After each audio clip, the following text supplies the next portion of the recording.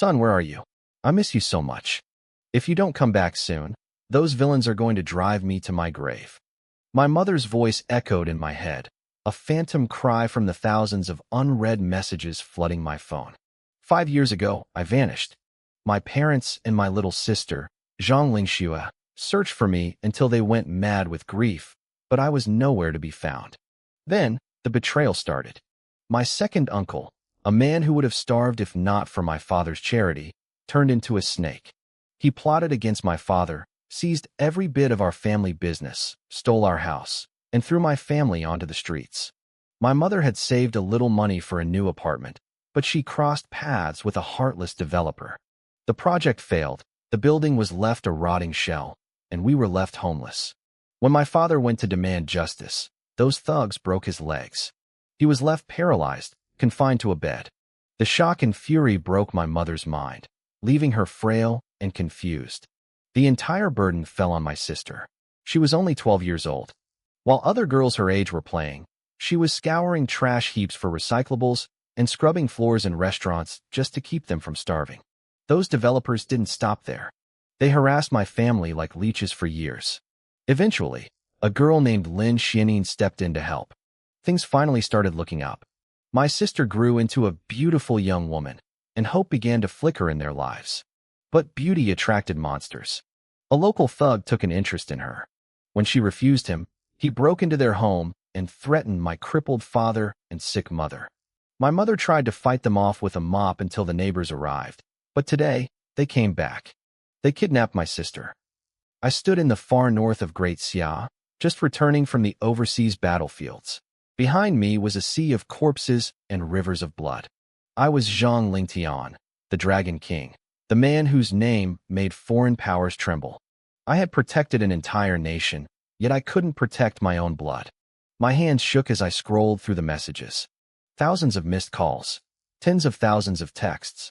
The pain was a physical blade twisting in my heart. 5 years ago, I was forced into the secret war zone without even a chance to say goodbye. I slaughtered hundreds of thousands of enemies. I founded the Dragon Temple to stand as the shield of Great Xia. And for what? While I was bleeding for my country, my family was being trampled. My uncle, the man my father fed and employed, had repaid that kindness with ruin. My father was a cripple. My mother was a stroke victim.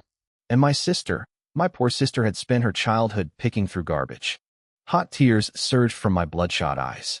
I covered my mouth with one hand, trying to stifle the sob tearing through my chest. The suffering hadn't ended. Even now, my mother was alone and desperate, watching her daughter be dragged away to a fate worse than death. Ah! I roared at the sky, the sound shaking the very earth. My face was wet, my long hair whipped by the sudden surge of my internal energy. My skin turned a bruised purple from pure, unadulterated rage. I looked like a demon god birthed from the slaughter. I protected Great Xia, but Great Xia failed my family. I am back now. And I will make them pay. I will make every person who touched them suffer 100 times what my family endured. Those developers who ruin lives for greed. If the law won't punish them, my fist will. The world needs to know that the 100,000 warriors of the Dragon Temple don't just fight foreign wars. We clean our own house. As for my uncle, I will strip him of everything. I will make him kneel before my parents for 3 days and 3 nights before I wipe his bloodline from this earth. I lunged toward a nearby helicopter. Long E, I screamed at my subordinate. What are you standing there for? Get in. We're going to Jinling. Now. Yes, Dragon King. Long E shouted, leaping inside. The rotors roared to life, kicking up a hurricane of dust as we shot into the sky toward Jinling. I grabbed my phone and dialed my mother's number, my fingers trembling. The number you have dialed is powered off. The robotic voice was like a strike to my soul. I dialed again. And again. Mom, you have to wait for me. I whispered, my voice cracking before turning into another sky-shattering roar. Wait for me to come home. I gripped the phone so hard the screen began to crack. The veins in my neck bulged, and my teeth ground together with a sickening crunch. If she had only picked up, I could have told her that her son was coming. I could have told her that the nightmare was over. But the silence was terrifying. My mother's phone was off. Panic clawed at my chest. I couldn't stop my mind from racing toward the darkest possibilities. Was she being tortured by those thugs right now? Was the pain so great that she had given up hope? If I lost her, I would never be able to forgive myself. Never. Long E. Faster. I roared, grabbing the back of his seat. Push this helicopter to the limit. I need to be in Jinling now. Long E didn't hesitate. He knew the gravity of the situation. He slammed the throttle forward, and the engine shrieked in protest. The airframe began to vibrate violently as the needle climbed. 300 kilometers per hour. 400. 500. We were hitting the physical limits of the rotors. If we went any faster, the blades might snap off, but I didn't care. Dragon King. Long, he shouted over the roar, glancing at the rearview mirror. Do you know exactly where your mother is staying? I froze. My mind was a mess of rage and fear. I realized I didn't have an address. I knew my parents had used their last savings to buy a house after their business collapsed, but I didn't know where. Our dragon temple has bled for Great Xia for years. Long, he reminded me. Without us, this country wouldn't know peace. It's time they paid us back. Contact the officials. They can find her in seconds. He was right. I pulled out my phone and scrolled to the very bottom of my contacts. I found a name I hadn't called in years. Li Jiang, the chief of the War Department. I hit dial. My grip tightened. The plastic casing of the phone groaned under my strength. I had led armies through seas of blood and mountains of corpses, but I had never been this terrified. I needed her location. I needed to stop the nightmare before it was too late. If she was still alive, I could fix everything. My power, my wealth, my status. I would use it all to make her whole again. But if she was gone, there would be no turning back. The call connected after a few agonizing seconds. Hello? Who is this? A woman's voice answered. Put Li Jiang on the phone. Now. I growled, my voice low and lethal. In a luxury hall in the capital, Wang Hongmei, Li Jiang's head secretary, felt a shiver run down her spine. The person on the other end was demanding and cold, but anyone who had this private number was someone who could move mountains. Sir, the chief is in a high-level meeting, she stammered. He gave strict orders not to be disturbed. I don't care what he's doing, I interrupted. I don't care what he told you.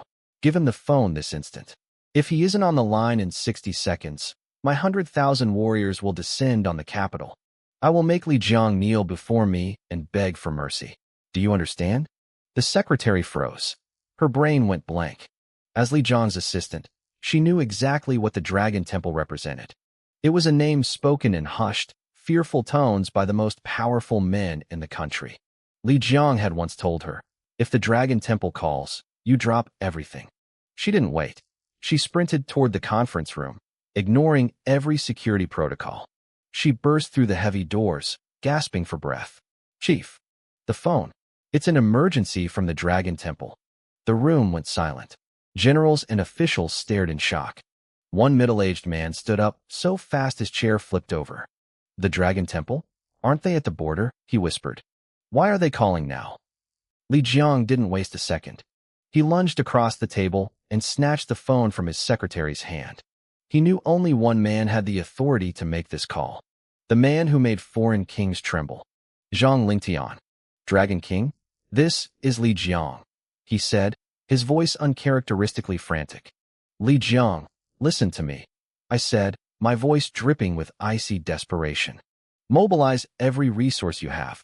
I want the location of the unfinished housing project my parents bought into years ago. You have 1 hour. If I don't have an answer by then, I'm going to lose my mind.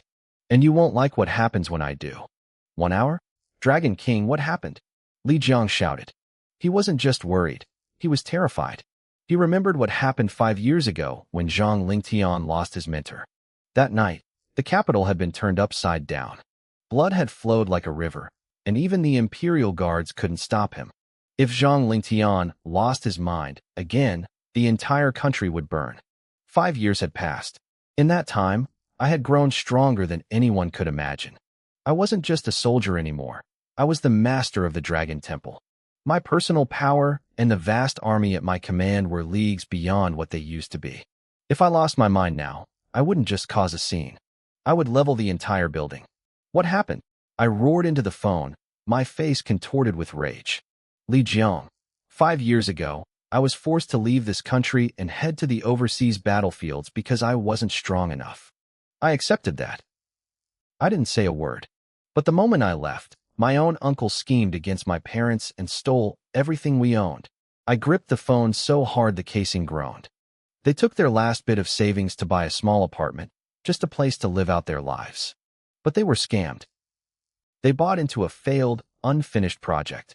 And those heartless developers? They broke my father's legs. They harassed my mother until she suffered a stroke. My voice cracked with pure, unadulterated fury. Now, some local thugs are harassing my sister. They kidnapped her, Li Jiang. She just turned 18. My mother is all alone, and God knows what she'll do after everything she's been through. Every second I'm not there is another second they are in mortal danger. I let out a guttural scream. Listen to me. If I don't have their location before my plane touches down in Jinling, I am going to lose it. And I promise you, if I snap, I won't be responsible for what I do. I won't be responsible for what the 100,000 elite warriors of my dragon temple do either. I slammed the phone down. The line went dead. Back in the conference room, Li Jiang stood frozen.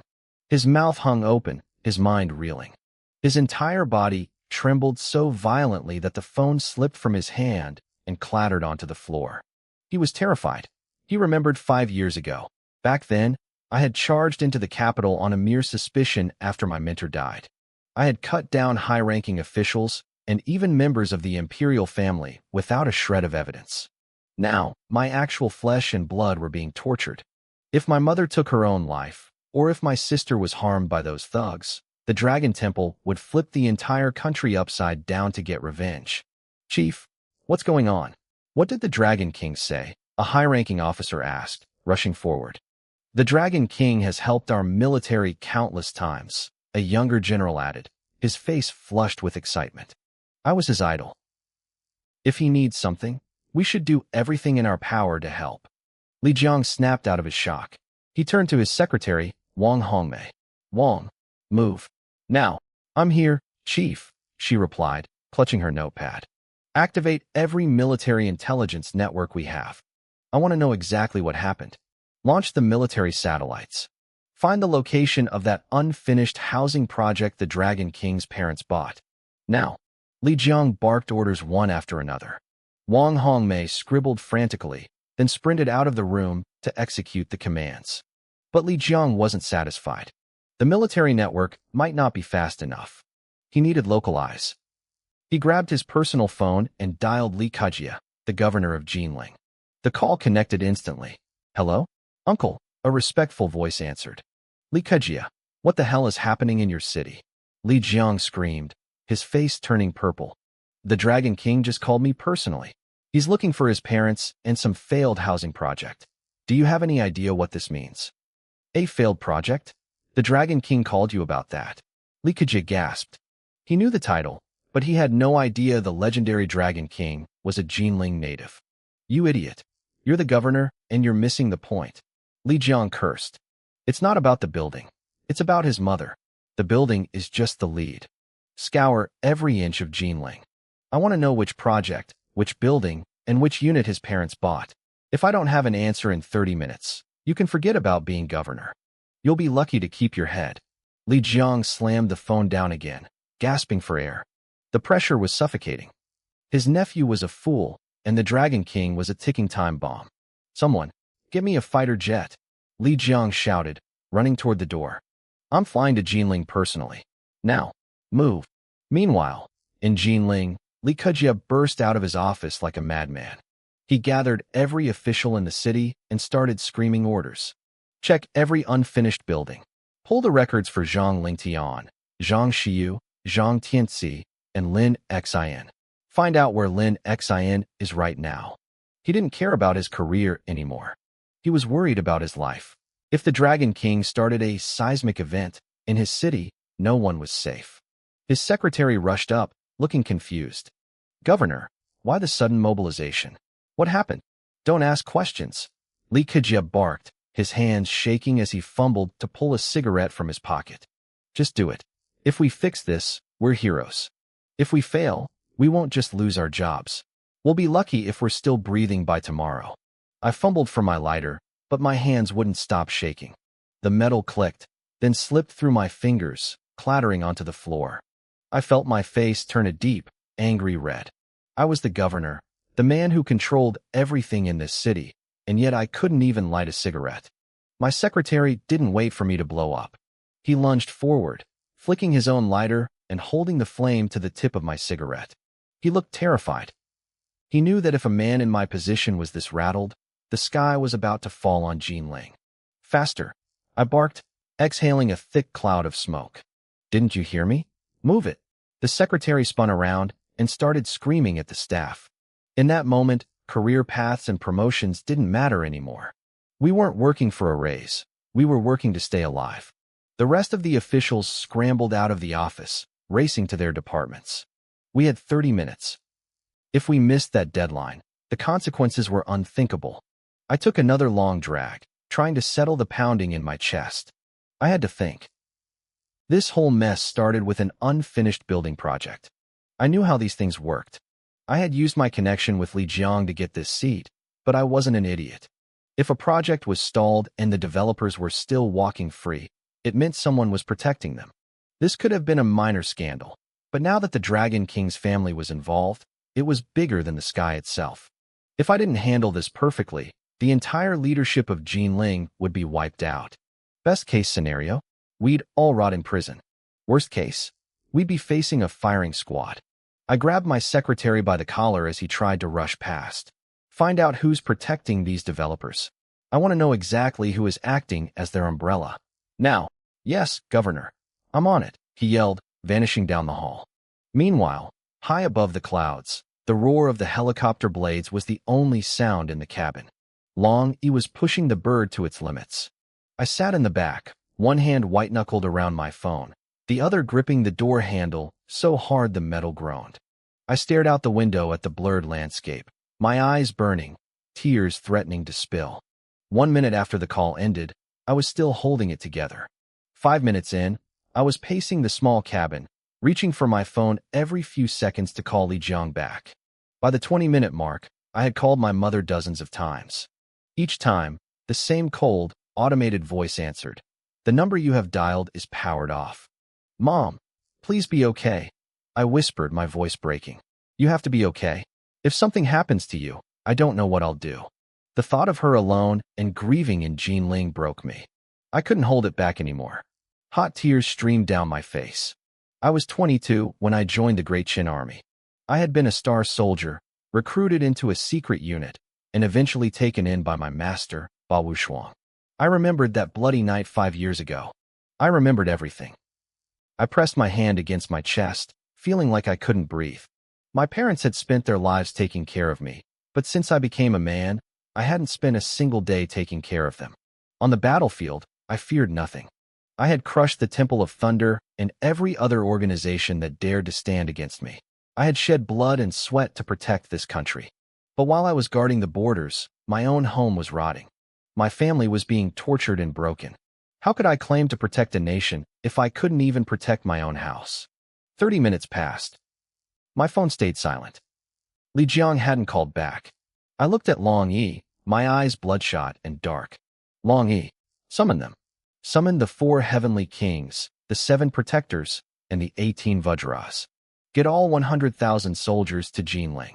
Now, my voice was quiet, barely audible over the engine, but it was dripping with killing intent. Today, I'm flipping Jinling upside down. I will exterminate every last villain who touched my family. I will wipe out every corrupt businessman and every official who stood by and watched. Long Yi's hands jerked on the controls. The Dragon Temple was the most powerful organization on Earth. One temple could rival a nation. The 4 kings and 7 protectors were legends who could move mountains. The 18 Vajras were superhumans who could shrug off missiles. And the 100,000 soldiers? They were the elite of the elite. If they all moved at once, a country could fall in a single day. Long Yi, I roared, slamming my hand against his seat. Did you not hear me? Or do you no longer recognize me as your Dragon King? I had lost my mind. Usually, I was the calmest man in the room, the one who saw every move before the enemy made it. But my sister was missing, and my mother was on the brink of despair. Even the wisest man becomes a beast when his blood is crying out. Yes, my lord. Longy trembled and reached for his radio. Suddenly, my phone vibrated. I looked at the screen and my heart skipped a beat. I swiped the answer button immediately. Dragon King. Far away, in a corner of Jinling, an abandoned construction site stood like a graveyard. Gray concrete skeletons reached toward the sky, rusted rebar poking out like broken bones. The empty window frames looked like hollow eyes, watching as a woman stood on the edge of the roof, looking down at the jagged rocks below. The wind whistled through the hollow structure, carrying the stench of stagnant water. Inside, piles of sand and blackened cement bags sat like forgotten tombs. Rotting wood and shattered glass littered the floor. This place was a graveyard of dreams. It was one of those abandoned construction projects where people poured their life savings, only to be left with nothing but gray concrete and debt. My mother, Lin Xian, stood on the very edge of the highest roof. Her body shook in the biting wind. "Sure you? I'm sorry," she whispered, her voice thick with guilt. "Mom couldn't protect you." She thought of my father, Zhang Tianxi. She had watched him get dragged away by the police, powerless to stop it. She couldn't protect her husband. She couldn't protect her daughter from the thugs who snatched her. And then there was me. "Lin Tian, where are you?" she sobbed. "I've missed you every day for 5 years. I just wanted to hear your voice. I just wanted to touch your face." The tears were hot against her freezing skin. She looked down at the jagged rocks below. Her clothes and hair whipped wildly in the freezing gale. She took a trembling step toward the ledge. She tried to climb onto the outer wall, but her body betrayed her. She had suffered a stroke years ago. Though she had recovered slightly, her strength was gone. Her foot slipped. She crashed onto the hard concrete. Her hands were thin, calloused, and cracked from years of washing clothes in ice-cold water. The fall was brutal. It should have made her scream in pain. But she didn't. She didn't feel a thing. The despair in her heart had numbed everything else. She forced herself back up. She crawled toward the abyss again. The weight of life had bent her back, but the cruelty of men had broken her soul. She finally reached the outer ledge. One more step, and she would fall into the infinite darkness. She looked down, and her body instinctively recoiled. But the pain of living was stronger than the fear of death. "Look, someone's on the roof." A shout erupted from below. Passers-by began to gather at the base of the building. They pointed and whispered, their faces filled with pity. Another one, an older man, sighed, shaking his head. The developers ruined her life. They promised these apartments would last a lifetime. Then they ran off with the money. "I know her," a woman cried out. "That's Zhang Tianxi's wife. Her husband went to confront the developers years ago, and they broke both his legs. He's been a cripple ever since. Then they framed him and had him thrown in jail." The crowd murmured in frustration. They knew the story all too well. They were all victims of the same corrupt system. "What about her daughter?" someone asked. "The poor girl was targeted by Black Tiger's gang from the East City," a man whispered. "I saw them drag her away this morning. She's probably, well, you know." Up on the roof, my mother reached the absolute edge. Her toes hung over the drop. "Tianxi, sure you, Lin Tian. I'm useless," she wailed. "I can't do anything for you. I'm even too afraid to die." The memories of our happy life flashed through her mind. Back then, we had everything. Now, she had nothing but bruises on her face from the beating she took this morning while trying to save my sister. "Lin Tian, where are you? Mom just wanted to see you one last time." "Lin Xian, don't do it," a woman from the crowd screamed. "Think of your husband. Think of your daughter. They still need you." My mother's eyes flickered for a second, then went dark again. If she wasn't so weak, her husband wouldn't be in a cell. If she wasn't so helpless, her daughter wouldn't be in the hands of monsters. She lifted her foot. She was ready to let go. "Huh. Look at this. Another fake suicide for attention. How pathetic." A cold, mocking voice cut through the cries of the crowd. Everyone turned to see a young man walking toward the building. He had a cruel smirk on his face. "What did you say?" a man from the crowd snapped. "How can you be so heartless?" The young man laughed. "Am I wrong? If she really wanted to jump, she would have done it by now. She's just putting on a show for sympathy. If she's that desperate, she should have just bought a bottle of poison. If you want to kill yourself, just drink some poison," the young man continued, his hands shoved deep in his pockets. A cold smirk played on his lips as he looked around at the angry crowd. Why do you have to do it in public? You're ruining everyone's mood. He looked up at the roof and cupped his hands around his mouth, screaming at the top of his lungs. Hey, you on the roof. Stop pretending. Nobody here feels sorry for you. If you're actually going to jump, then do it. Hurry up and jump already. Those words hit my mother like a physical blow. She snapped out of her memories, her face hardening with a sudden, desperate resolve. She gritted her teeth, stood on her tiptoes, and leaned forward. She let go. My mother's body plummeted. As she fell, the lack of oxygen turned her face a sickly purple. Her eyes fluttered shut, and she blacked out before she even hit the halfway point.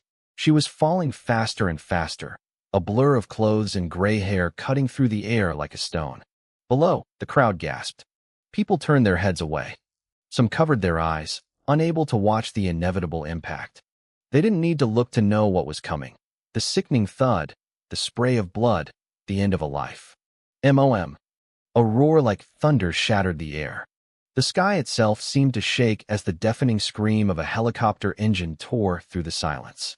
The blades whipped the air into a frenzy as the bird of prey streaked toward the building. I kicked the cabin door open.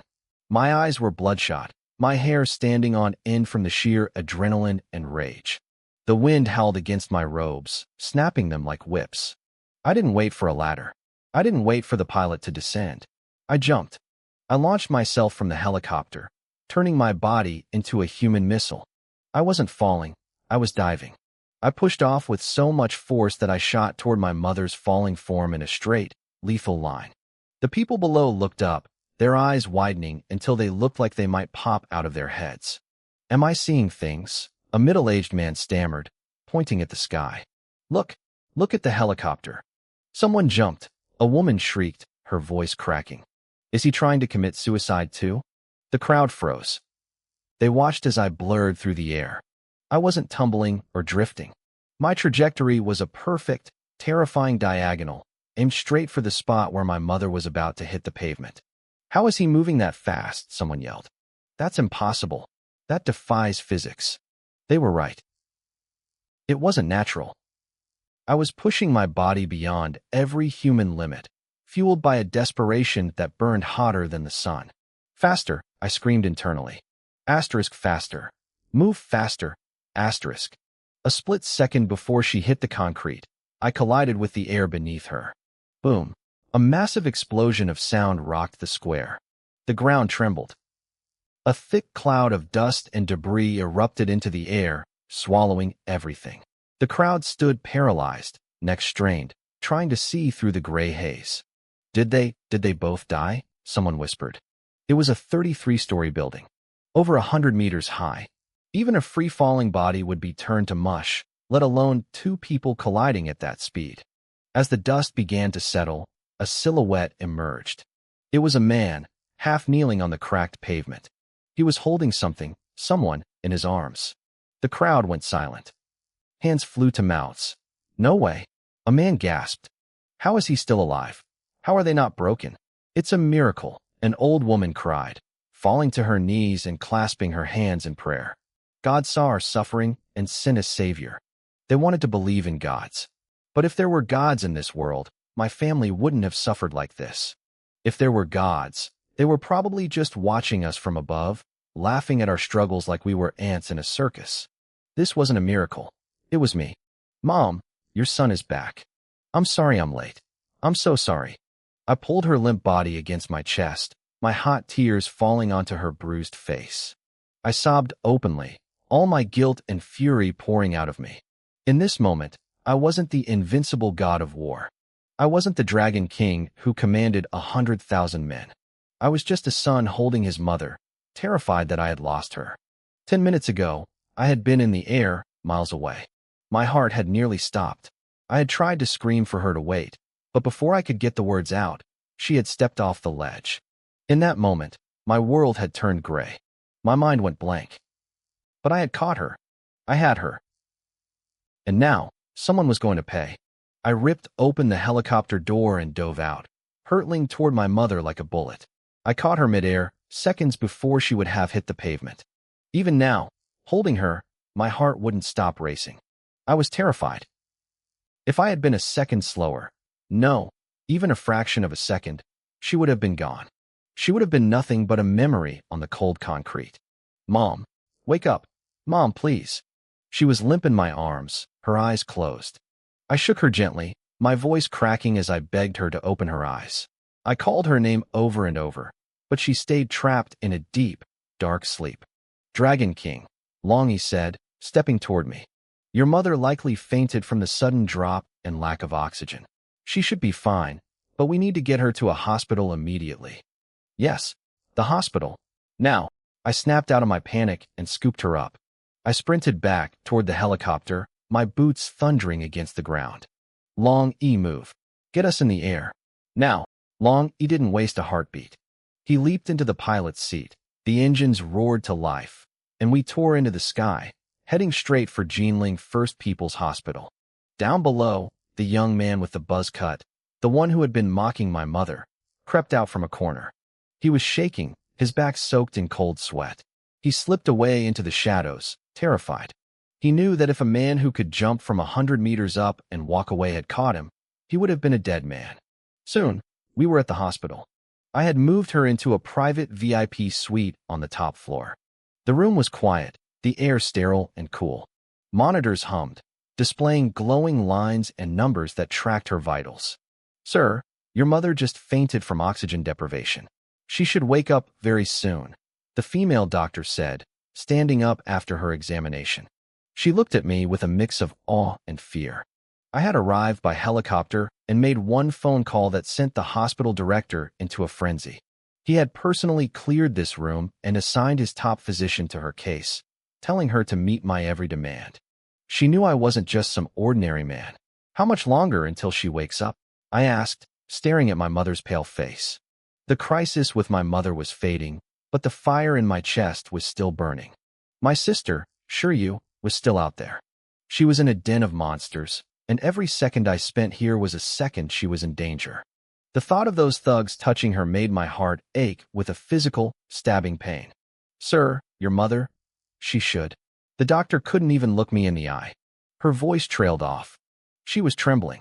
To her, I probably looked like a monster, someone who had crawled out of a mountain of corpses, cold and lethal. How much longer? I growled, barely containing my rage. Tianxi, Shiryu, Lin Tian. A faint, weak voice broke the silence. I froze. The sound hit me like a physical blow. It was a voice I had heard in 1,000 dreams over the last 5 years. I lunged to the bedside and grabbed her hand. When her eyes fluttered open and met mine, the dam finally broke. The tears I had been holding back poured out. All the years of longing and guilt came crashing down. Mom, I'm here. It's me, Mom. The doctor watched from the corner, stunned. A moment ago, I was a mountain of ice. Now, I was a broken son. She seemed moved by the sight. Even a man of my power still had a heart for his mother. Lin Tian. Her eyes widened, scanning my face. Is it really you? It's me, Mom. I'm back. I'm really here. I squeezed her hand, my voice thick with emotion. She reached up, her fingers trembling as she touched my cheek, making sure I wasn't a ghost or a hallucination. When she realized I was real, she burst into tears. Our family had been searching for 5 years. Finally, the search was over. Mom, you've suffered so much, I whispered. But it's over now. I'm back. No one will ever hurt you, or Dad, or Shiryu again. I'm going to make you the happiest people on earth. Wait, Shiryu. Mom suddenly sat up, her face twisting in panic. She grabbed my arm with surprising strength. Lin Tian, did you get my message? Your sister, she was taken. Those bastards took her. You have to save her. Mom, tell me who did it, I said, standing up. I held her hands to steady her. I swear to you, I will bring her back. Not a single hair on her head will be harmed. It was Black Tiger, she sobbed. He's from the Black Tiger Hall in the East District. He saw her, and he took her this morning. Okay, rest now, Mom. I'm going to get her. Just wait for the good news. I tucked the blanket around her and turned to the doctor. My voice was no longer a plea. It was a command. Doctor, look after her. Ensure her safety. Do you understand? Yes, sir. Don't worry, it's my duty. She will be safe here, she stammered, bowing her head. Long E, we're leaving, I barked, turning on my heel. Target, Black Tiger Hall. We didn't take the stairs. We headed straight back to the roof. The helicopter engines let out a predatory roar, the blades slicing through the air as we banked hard toward the east side of the city. Faster, Long E. Faster, I shouted over the noise. The speedometer climbed, 100, 200, 300. Long E pushed the machine to its absolute limit, turning the transport into a blur of steel. As we streaked across the sky like a falling star, my mind raced back to my time in the Dragon Temple. Those thugs had no idea what was coming for them. I couldn't stop thinking about that voice. It was the sound that finally broke my mother. On that roof, someone had screamed at her to stop pretending. They told her no one would pity her. They told her to just jump already. If I hadn't arrived exactly when I did, that person would have been her executioner. I felt a cold, murderous rage boiling in my chest. I pulled out my phone and dialed a number. It rang 3 times before a startled, ecstatic voice answered. Dragon King. Long Geo, I have a mission for you, I said, my voice like ice. On the other end, I heard the sound of him shoving people aside. He had been relaxing with a couple of women, but for me, he would drop everything. Dragon King, I've waited for this day. Tell me where you are. I'll get it done. I explained exactly what had happened at the construction site. Find that man. Don't kill him. Don't even bruise him. Just grab him and bring him to me alive. Do you understand? Yes, Dragon King. Long Geo didn't even look back at the women in his hotel room. He threw on his clothes and sprinted for the exit, heading toward Jinling at top speed. I hung up, my face grim. If that bystander had just watched in silence, I wouldn't have cared. Indifference is human nature. But he chose to use his words as a weapon to push a dying woman off a ledge. He was a murderer in spirit, and he was going to pay for it. I opened my secure messaging app and typed out a single command to the entire network. All Dragon Temple members near Jinling, assemble at the First People's Hospital immediately. I didn't have enough men on the ground.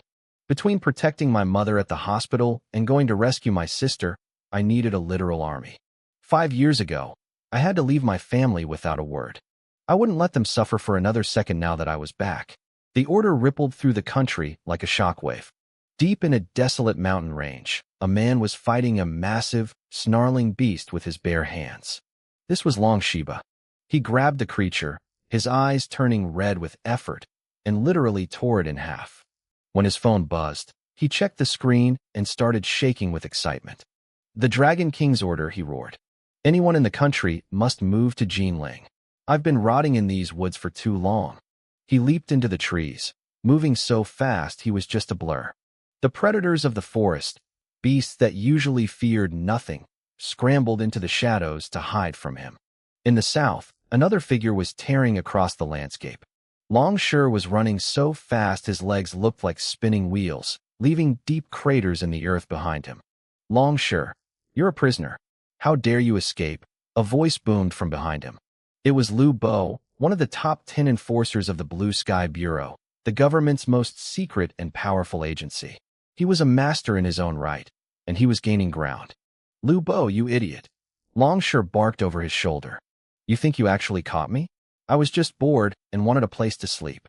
But the Dragon King has called. If you keep following me, I'll bury you right here. Arrogant brat. Lu Bo roared. He lunged forward, throwing a palm strike aimed straight for Long Shur's heart. Long Shur spun around and met the strike with his fist. The ground beneath them collapsed. Dust exploded into the air, obscuring everything. Then, Long Shur threw a double punch. Lu Bo tried to block, but his face went pale. He coughed up a spray of blood and was sent flying backward, slamming into a thick tree trunk.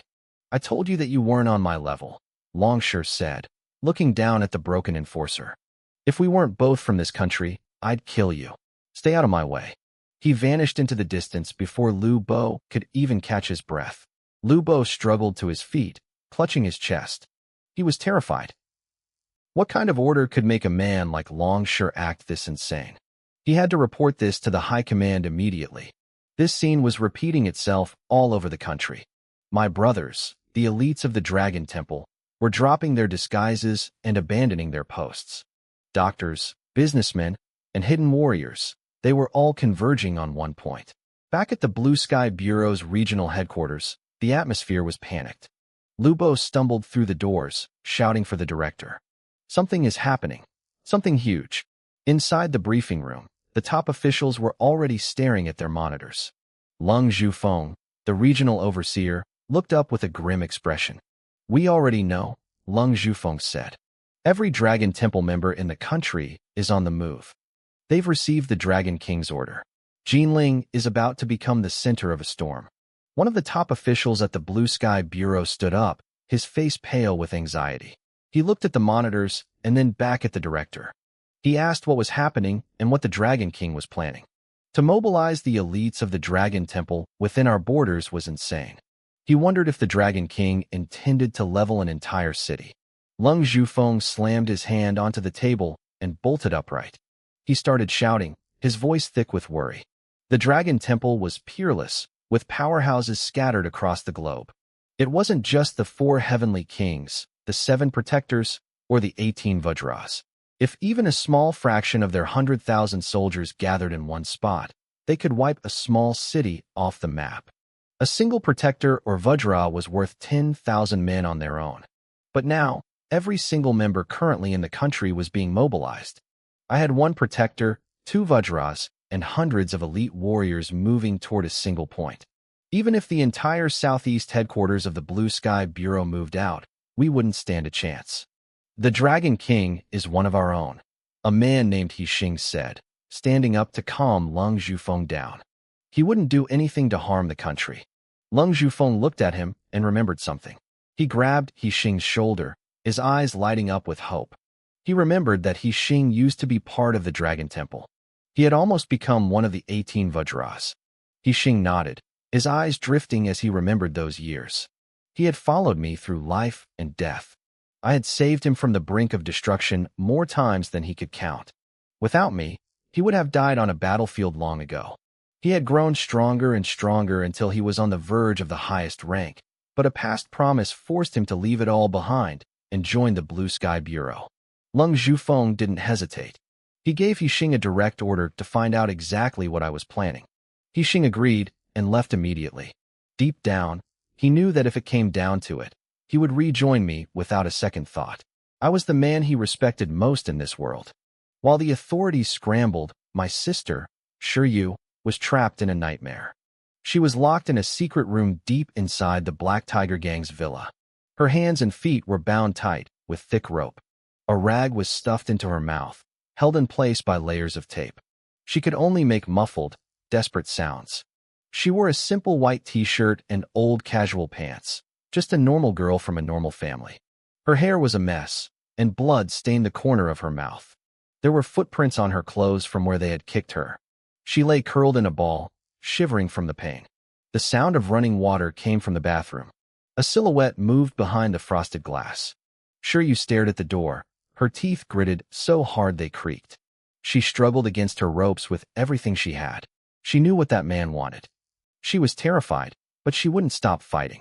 To a girl like her, her dignity was worth more than her life. She had already made a choice. If she couldn't kill the monster known as Black Tiger, she would make sure he only got a corpse. The water stopped. The light clicked off. Shiryu flinched, her body sliding across the floor as she tried to back into a corner. The demon was coming out. Shiryu, you little brat, are you impatient? Black Tiger's cold voice echoed through the room. He stepped out with wet hair, wrapped in nothing but a white towel. He had a disgusting smirk on his face as he walked toward her. The slap of his slippers on the floor sounded like a countdown to her death. Shiryu shook violently, crawling backward like a wounded animal. Her eyes were red, tears streaming down her face as she shook her head in a silent plea. I've had my eye on you for a month, Black Tiger sneered, stepping closer. You rejected me 3 times. Don't you know who I am? There isn't a woman I want that I can't have. The more she trembled, the more excited he became. He knelt beside her, his eyes scanning her body with a predatory glint. He told her that her family was trash, but her body was perfect. He wondered if she'd still be so arrogant once he was done with her. He was used to women from the streets, but Shiryu was different. She was pure, beautiful enough to rival any high society heiress. Shiryu's tears flowed like a fountain. For a moment, she wished for death. But then she thought of our father, Zhang Tianzi, whose legs were broken and who was framed for a crime he didn't commit. She thought of our mother, Lin Xian, who was being beaten and kicked when they took her away. If she died, what would happen to them? They had already lost a son. They couldn't lose their only daughter too. Then, an image flashed through her mind, a memory of a brother in a white t-shirt and sneakers. My face. In her mind, a memory flickered, a figure with a bright, sunny smile. It was me, her favorite brother. In her earliest memories, I was already in middle school. Every time I came home, I brought her bags of snacks. She loved leaning against my shoulder, feeling safe in my warmth as she ate. I used to take her to the fields to run wild, chasing our old yellow dog, or to the amusement park to ride everything until we were dizzy. By the time she reached 3rd grade, I had graduated and joined the Great Xia Army. She was so proud of me. Whenever her classmates asked, she'd smile and tell them her brother was a hero protecting the country. But then, when she was 12, I returned. I stayed home for a few months, but I was different. The boy who used to find wonder in everything was gone. I rarely smiled, and I barely spoke. A heavy darkness sat on my chest, though my love for her never wavered. Then, I left again. My parents said I went back to the military.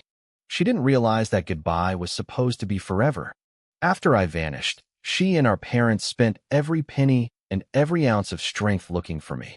I was like a stone dropped into the ocean, not a single ripple. For years, she carried the weight of the family on her thin shoulders. She worked odd jobs and even scavenged through trash just to survive. Not a day went by that she didn't miss me. She wanted her big brother back. She wanted to lean on me like she did when she was a child. Brother, if you were here, you wouldn't let them take me. You wouldn't let him hurt me, right? Shiryu's tears wouldn't stop. She watched Black Tiger's hands reach for her and felt the cold grip of despair. I miss you so much. Where are you? If you're still alive, please come back for me. She sobbed until she couldn't breathe. Black Tiger unpinned her ankles, but he slammed his knee into her legs, pinning her to the bed. No matter how hard she struggled, she couldn't move an inch. Enjoy this, Shiryu, Black Tiger growled, his eyes gleaming with filth. I'm going to show you exactly what I'm capable of. He ripped the tape off her mouth and pulled out the rag. You bastard. You animal. Shiryu screamed, her face contorting with rage. I'll kill you. She lunged forward and sank her teeth into Black Tiger's neck. He let out a strangled cry of pain, his face twisting as he slammed a heavy palm into her shoulder. She didn't let go. She didn't care about the pain. She wanted to rip his throat out. Let go, you bitch. Black Tiger roared. He gathered all his strength and punched her squarely in the shoulder. The impact felt like a lightning strike. Shiryu's body convulsed, and she was sent flying across the bed. The pain was blinding. Her muscles spasmed, leaving her without a shred of strength left to fight. You bit me. You actually drew blood. Black Tiger hissed, wiping his neck with a tissue. He stepped toward her and flipped her over like a rag doll. He pinned her legs with his weight and began untying the ropes on her wrists. Once she was free, he grabbed her and threw her back into the center of the bed. Shiryu wanted to fight. She wanted to scream, but her body was broken. As she looked at his disgusting face closing in, she began to shake violently. Bloody tears tracked down her cheeks. In the haze of her terror, she thought she saw a familiar shadow standing at the door. Brother, if you were here, you'd save me. You'd make him suffer. She whispered. Her eyes rolled back, and she collapsed into total darkness. Faking it, Black Tiger sneered. Go ahead. Let's see if you stay asleep once I get started. He reached for her clothes, ready to force himself on her. Boom. The heavy door to the secret room was kicked off its hinges. The sound was like a cannon blast. Black Tiger jumped, his face turning a furious shade of red. Mother asterisk asterisk asterisk. I told you not to disturb me, he screamed toward the door. I'll skin you alive for this. He thought it was one of his men. But when he saw the figure standing in the dust of the doorway, his pupils shrunk. Who the hell are you? Black Tiger roared, charging at me with his hands like claws. How did you get in here? I'm going to end you. I didn't even see him. My eyes were locked on the girl on the bed. Her face had changed over the years, but I knew her instantly. That was my sister. That was Shiryu. I saw her matted, messy hair. I could almost feel the way he must have dragged her by it. Tears erupted from my eyes, hot and stinging. I clutched my chest, feeling like the air had been sucked out of the room. I couldn't breathe. I looked at her face, the face that used to be so delicate. Now it was covered in dirt and blood. There were dark, swollen finger marks on her jaw. Her clothes were torn, and her legs were covered in bruises from being kicked and trampled. Every mark on her body felt like a jagged blade carving into my own skin. It felt like someone was reaching into my chest and tearing my heart out piece by piece. My left hand balled into a fist so tight the veins looked ready to burst. My face turned purple as I struggled for oxygen, my hair standing on end from the sheer, volcanic pressure of my rage. I remembered everything. I remembered the little girl who used to wait for me at the door, and I saw what they had done to her. I remember the day Shiryu was born. I was 12 years old back then. To be honest, I didn't feel much when my mother, Lin Xin, was pregnant. I didn't understand what having a sister really meant. I didn't have any expectations. But the moment my father, Zhang Tianxi, walked out of the delivery room holding that tiny, fragile bundle, something shifted inside me. I reached out and took her into my arms for the first time. A wave of warmth surged through my veins, so intense it made my skin tingle. It felt like I was floating. In that second, I realized who this little girl was. She was going to be the most important person in my life. I made a silent vow to protect her and make her the happiest girl in the world. I swore that if anyone ever dared to hurt her, I would make them regret ever being born.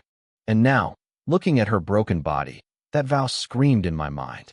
The grief was gone, replaced by a white-hot rage that threatened to melt my very bones. I looked at the man responsible. How dare you? I roared. The sound vibrated in my chest. How dare you touch my sister? Black Tiger's eyes rolled in terror. His face was a sickly shade of purple as he struggled to breathe under the weight of my presence. He tried to stammer out an excuse, but I didn't want to hear his voice. Crack! The sound of his legs snapping echoed through the room. I didn't hesitate. I didn't feel a flicker of mercy. I told you. I hissed, my voice deathly calm. Anyone who hurts her will wish they never existed. I dropped him like a piece of trash. Then, I brought my boot down on his arms. 2 more sickening cracks followed. Black Tiger was no longer a man. He was a heap of shattered bone and bloody meat. You monster, he shrieked, rolling on the floor. I'm with the Black Dragon Society. My brother is the leader. He'll kill you for this. He'll kill your whole family. I looked down at him with cold, dead eyes. Don't worry. I'm not killing you yet. I want you to live through the regret. As for your brother, if he shows up, he'll join you. I turned away from his pathetic screams and stepped toward the bed. My movements were suddenly soft, as if I were approaching a sacred relic. I checked Shiryu's pulse and her breathing. I had spent years on the battlefield. I knew the human body better than most doctors. After a long moment, I exhaled a breath I didn't know I was holding. She had external wounds and bruises, but her internal organs were intact.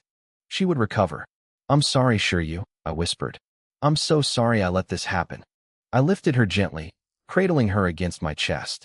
As I walked toward the door, I didn't look back. Long E, I called out. My voice was ice.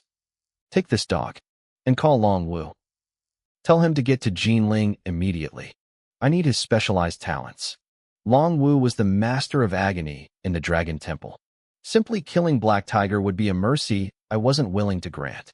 I wanted him to experience a living hell. Long E stepped into the room and grabbed Black Tiger by the ankle. He dragged him out like a dead stray. Black Tiger was still screaming threats, cursing my name, and promising his brother's revenge. But the moment he was dragged into the main hall of the villa, the screaming stopped.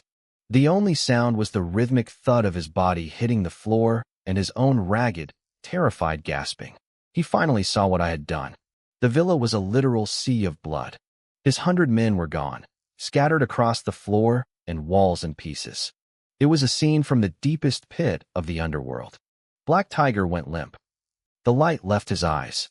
He finally understood the kind of demon he had provoked.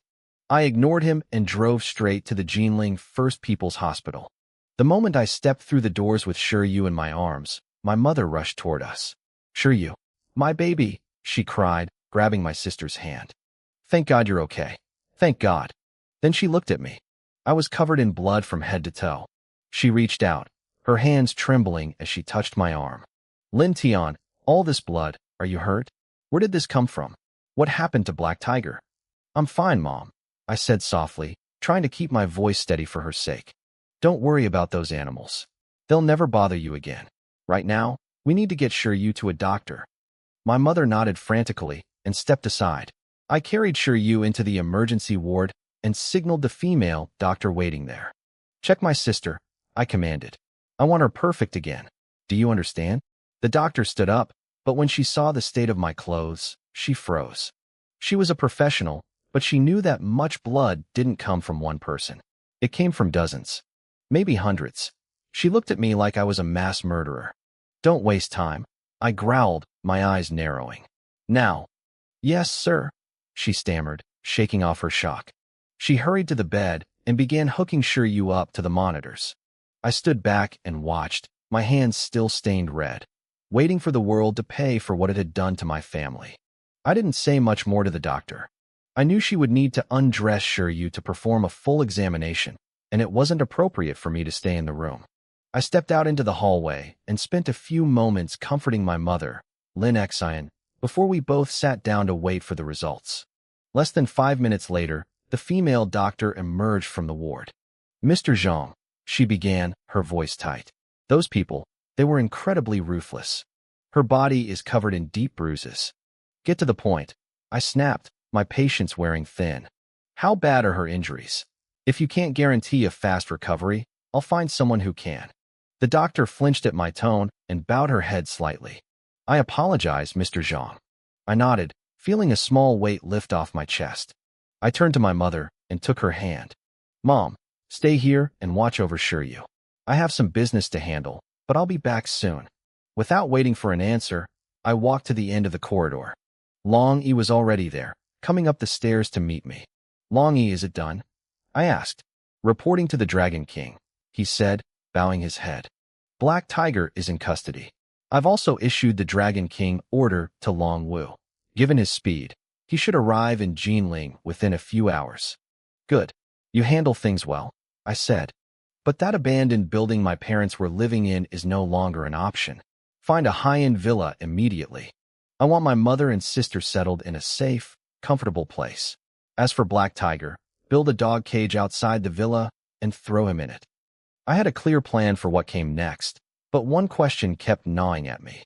I hadn't seen my father, Zhang Tianxi, since I arrived.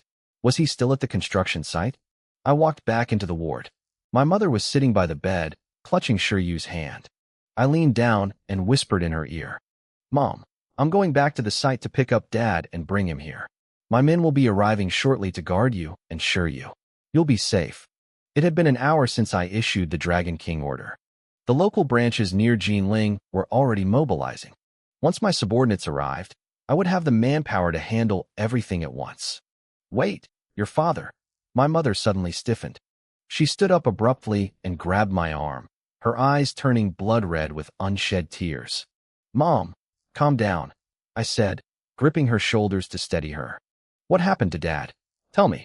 A bad feeling took root in my gut. If Shiryu was kidnapped, my father should have been there, even if his legs were crippled. But when I arrived, my mother was alone on that ledge, driven to the brink of suicide by the mockery of a stranger. Lin Tian, your father. She started to speak, but then she bit her lip and looked away, as if she couldn't bring herself to say the words. Mom, tell me. My eyes were burning now. I shook her arms gently, my voice cracking with desperation. What happened to him? Forget it, Lin Tian, she sobbed, collapsing back onto the hospital bed. Your father, he's lost his freedom, but at least he's still alive. Those people, they have too much power. We can't provoke them. My heart sank. My father was in prison. My mother was terrified because she knew that even if life in a cell was hard, it was safer than crossing the people who put him there.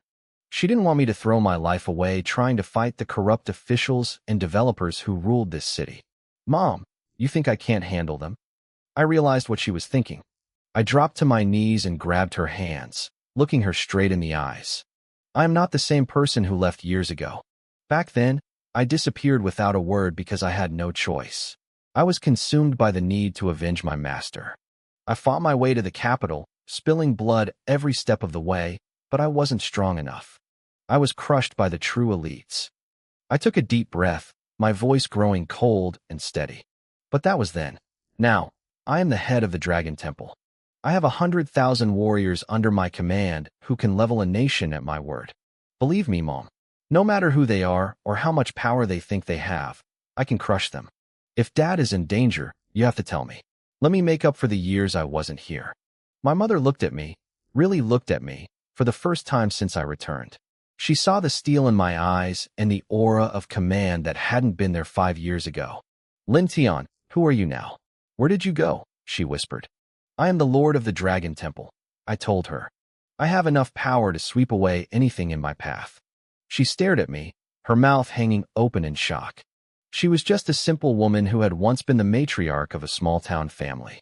The idea of a man commanding 100,000 soldiers was beyond her imagination. Is that true? She asked.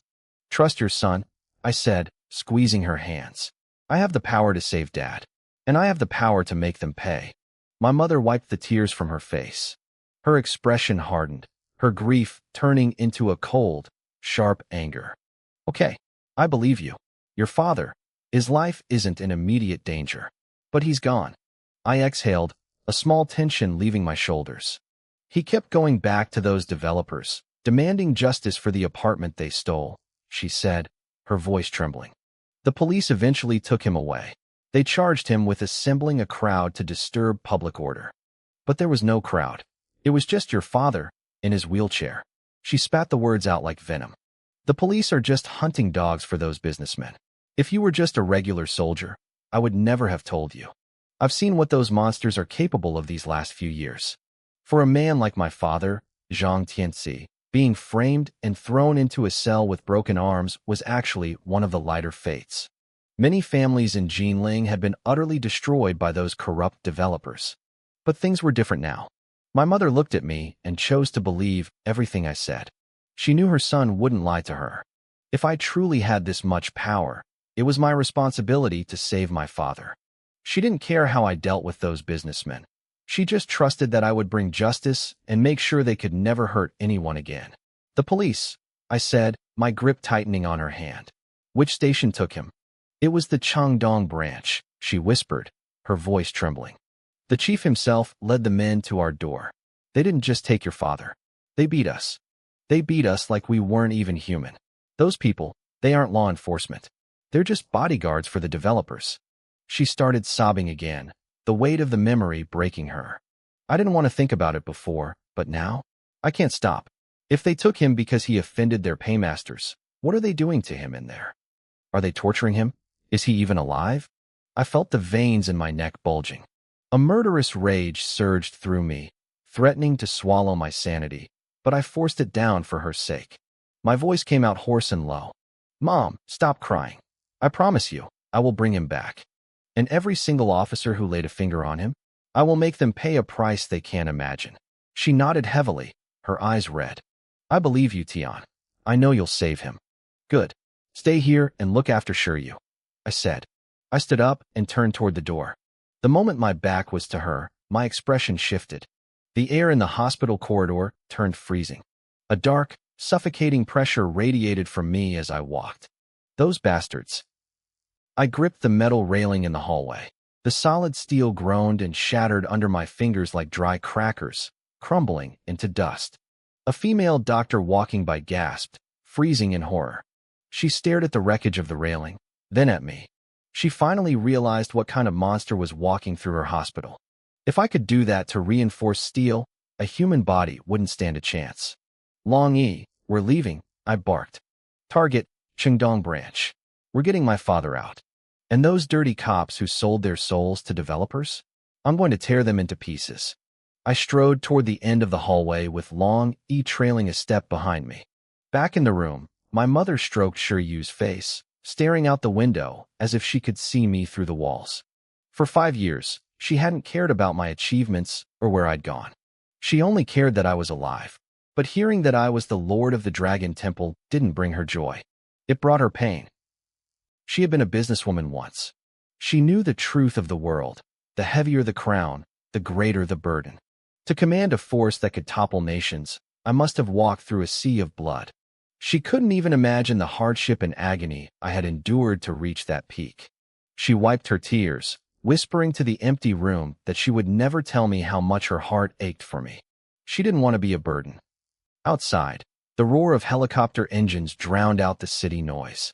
The blades spun with a predatory hiss, kicking up a gale as we ascended. I sat in the cabin, my hands locked onto the armrests, staring at the rolling clouds below. My fury was a physical thing, sharp enough to pierce the sky. Thugs, corrupt businessmen, and now dirty cops. The sky over Jinling looked white, but I knew it was pitch black underneath. Lord, Long, he said, checking his tablet through the reflection in the glass. I looked into it. The current mayor of Jinling is Li Jiang's nephew. My eyes narrowed until they were mere slits. Li Jiang, the chief of the War Department. I had respected him once, thinking he was a man of justice. But he was playing the same game of nepotism as everyone else, letting his relative turn this city into a cesspool.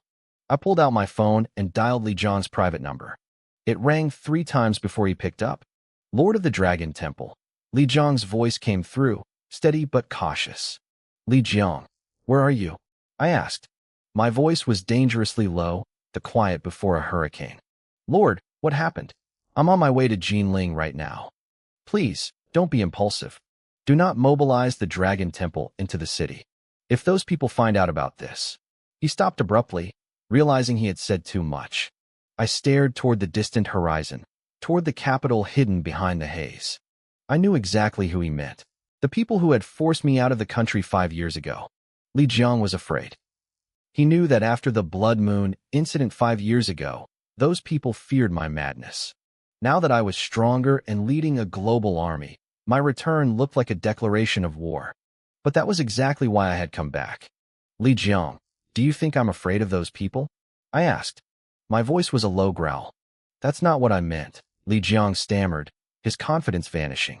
If you clash with them, the consequences will be unthinkable. The entire country would suffer. We'd be vulnerable to foreign invasion. Lord, for the sake of the people, please don't be impulsive. I let out a cold, sharp laugh. Did he really think a few words could stop me? Li Jiang, I said, dropping my voice even lower. I have one question. Your nephew. He's the mayor of Jinling, isn't he? On the other end of the line, I heard Li Jiang's breath hitch. He knew. If his nephew, Li Kejia, had crossed me, even a man of Li Jiang's status couldn't save him. He knew I was a madman who didn't care about rank or titles. I had killed people at the very top before. I heard him swallow hard. Lord, did that bastard Li Kejia offend you? So it's true, I said, my grip tightening on the phone. You used your influence to put a piece of trash like your nephew in charge of a city. You've done well, Li Jiang. Very well. Lord, listen to me, Li Jiang pleaded. He might be a bit incompetent, but he's an honest man. He wouldn't break the law. Incompetent? I cut him off. You put an incompetent man in a position of power, and you wonder why this city is rotting. Jinling is crawling with gangs. Developers are robbing the poor. Even the police have become lapdogs for corrupt businessmen. You think he didn't know? I felt the rage boiling over. If a leader is incompetent, he is guilty. A mayor's job is to protect his people. If he's useless, the city becomes a breeding ground for darkness. The people suffer. Tell me, Li Jiang, all those abandoned construction projects, all those ruined lives, did your nephew really see nothing? Did he not notice the police shaking hands with criminals? The silence on the line was heavy. Li Jiang knew I wasn't just venting. I was delivering a verdict. At best, his nephew was looking at a prison cell. At worst, I would take his head. I know what I have to do, Li Jiang sighed, sounding defeated. I'll call the bastard right now. I'll make him come to you and beg for mercy. I'm heading to the Changdong police station to pick up my father, I said coldly. If I leave that station and Li Kejia isn't there, tell him not to bother coming at all. I hung up. Across the city, Li Kejia was currently staring at a mountain of files in his office. His face was ash white. He had spent the last 30 minutes digging into the rotten tail building scandals and the Black Tiger gang. The evidence was staggering. His subordinates had been taking bribes for years. Entire police precincts were on the payroll of local thugs. Bastards! Lee Kujia screamed, slamming his desk. They hid all of this from me. If the Dragon King investigates this, I'm dead. My career, my life, it's all over. He had found at least 5 major construction scams and a dozen corrupt officials in just half an hour. But the worst part was the realization that the Dragon King's own family had been caught in the crosshairs. Suddenly, his phone rang. His secretary ran in, looking terrified. "Sir, it's your uncle." Lee Kujia grabbed the phone with trembling hands. Before he could even say hello, Li Zhang's voice exploded through the speaker. "Lee Kujia, you son of a bitch. What the hell have you been doing in Jinling? Don't you dare tell me you didn't know about the gangs and the cops." Lee Kujia slumped into his chair, his legs turning to jelly. "Uncle, what happened?" "What happened?" Li Zhang roared. "You've got the gall to ask me what happened? The Dragon King just called and tore me a new limb." Li Zhang's roar exploded through the phone, making Lee Kujia jump in his skin. "It's bad enough those crooked developers broke his father's legs, but the police under your command actually arrested the man for disturbing the peace. And you have the nerve to ask me what happened?" To be honest, Lee Kujia didn't usually care about things like this. A rotten tail building scandal, a man getting his legs broken, or an innocent person being thrown in a cell, none of that mattered to him. But this time, he had poked a sleeping god. He had offended someone so powerful that even his uncle could only look up in terror. "Lee Kujia, listen to me," Li Jiang continued, his voice trembling now. "The Dragon King gave the order. You get to the Chengdong police station as fast as humanly possible. If he leaves that building before you arrive, even I can't save your life." The line went dead with a sharp click. High above, Li Jiang was already screaming at his fighter pilot to push the engines to the limit. Down in his office, Lee Kujia didn't waste a second. He lunged out of his chair and sprinted for the door, screaming at his secretary.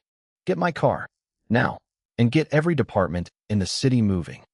I want every road from here to the Chengdong station cleared. No traffic, no obstacles. Do you understand?" "Yes, Mr. Mayor."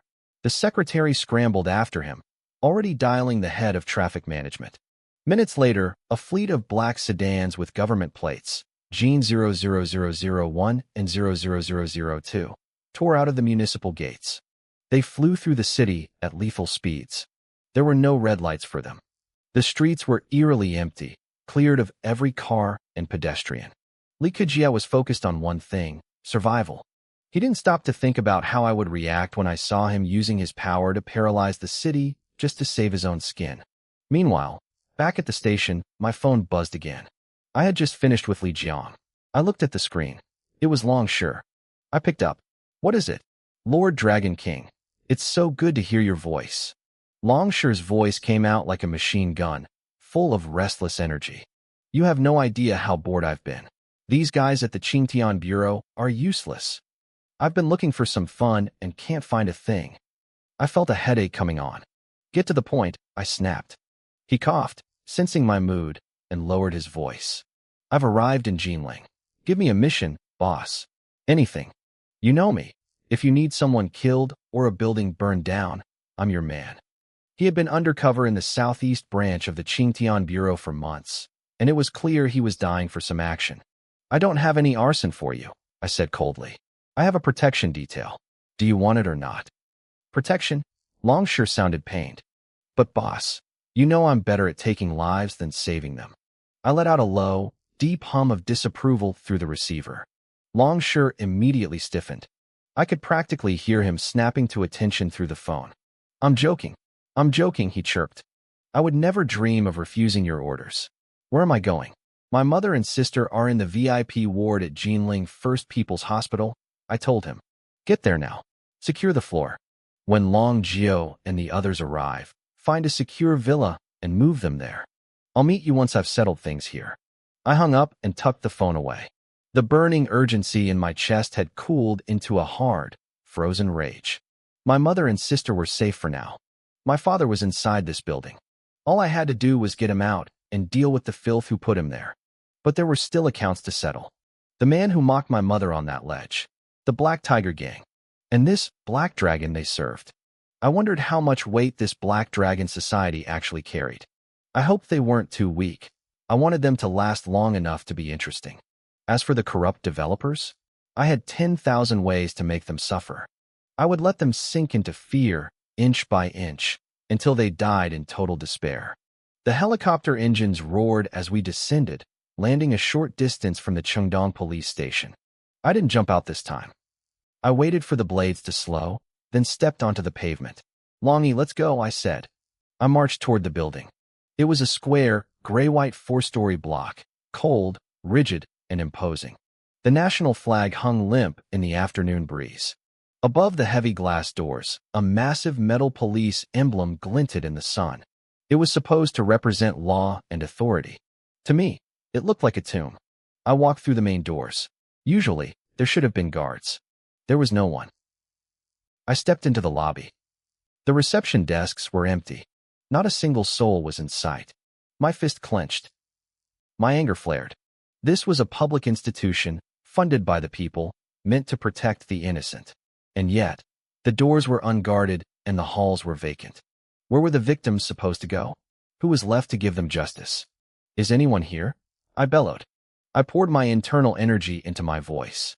The sound waves slammed through the lobby, vibrating the walls and echoing deep into the back offices. 1 second, 2 seconds, 3 seconds of dead silence. Then, a cold, mocking voice drifted from the end of a hallway. "Which idiot is making all that noise? You want to cause trouble here? We'll throw you in a cell right now, believe that." I turned my head.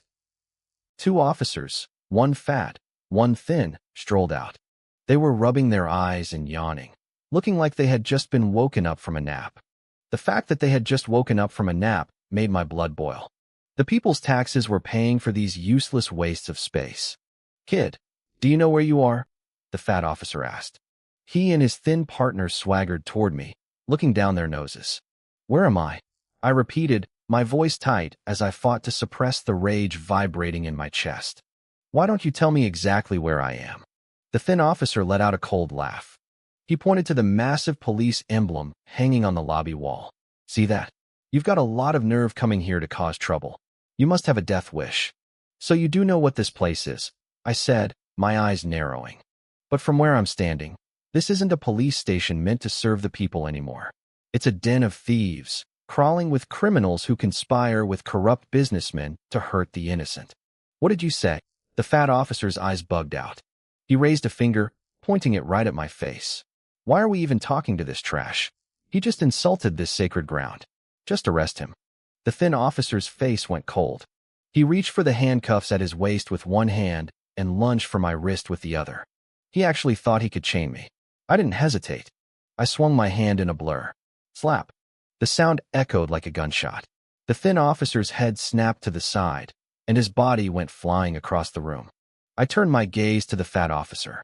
In all my years, everyone who has ever dared to point a finger at me is now dead. Before he could react, I reached out and grabbed his hand. I gripped his 5 fingers and twisted. The sound of bones shattering was followed by a scream that sounded like a pig being slaughtered. It ripped through the entire station. I wasn't done. I buried my boot into his stomach. His 300-pound frame lifted off the ground and slammed into the far wall. He slumped down, barely breathing. "You bastard. Do you have any idea what you're doing?" The thin officer scrambled up from the floor, a bright red handprint burning on his face. He was hysterical. "This is a police station. We are officers. You're attacking law enforcement. Do you know how much trouble you're in?" "Law enforcement?" I mocked. I started walking toward him. Every footstep felt like a hammer blow to his chest, forcing him to stumble backward. "You still remember you're supposed to be police?" I reached out and grabbed him by the throat, hoisting him up. "If you're police, why were you sleeping on duty? If you're police, why are you so arrogant when a victim comes to report a crime? Why is your first instinct to lock me up?" I tightened my grip. His face began to turn a sickly shade of purple. "If you're police, how does this station have the nerve to collude with those developers? How dare you frame my innocent father for disturbing the peace and throw him in a cell? And after all that, you have the face to tell me you're police? Tell me, Are you keepers of justice? Or are you just dogs working for the black market and heartless businessmen? I was shouting now. My grip grew tighter and tighter. The officer thrashed, his eyes rolling back. I was seconds away from snapping his neck. Enough. Do you really intend to murder an officer inside a police station? Do you know the gravity of such a crime? A deep, commanding voice boomed from the stairs. I felt a momentary flicker of clarity and loosened my grip. I looked up. A man in a high-ranking commander's uniform was descending the steps. The two officers' eyes lit up. Deputy Chief, this kid is rioting. He attacked us. Arrest him. Kill him. Shut up, I growled. I tossed the thin officer away like a piece of trash. He hit the wall, spat out a mouthful of blood, and collapsed. I turned my attention to the newcomer. I walked toward him, my voice like ice.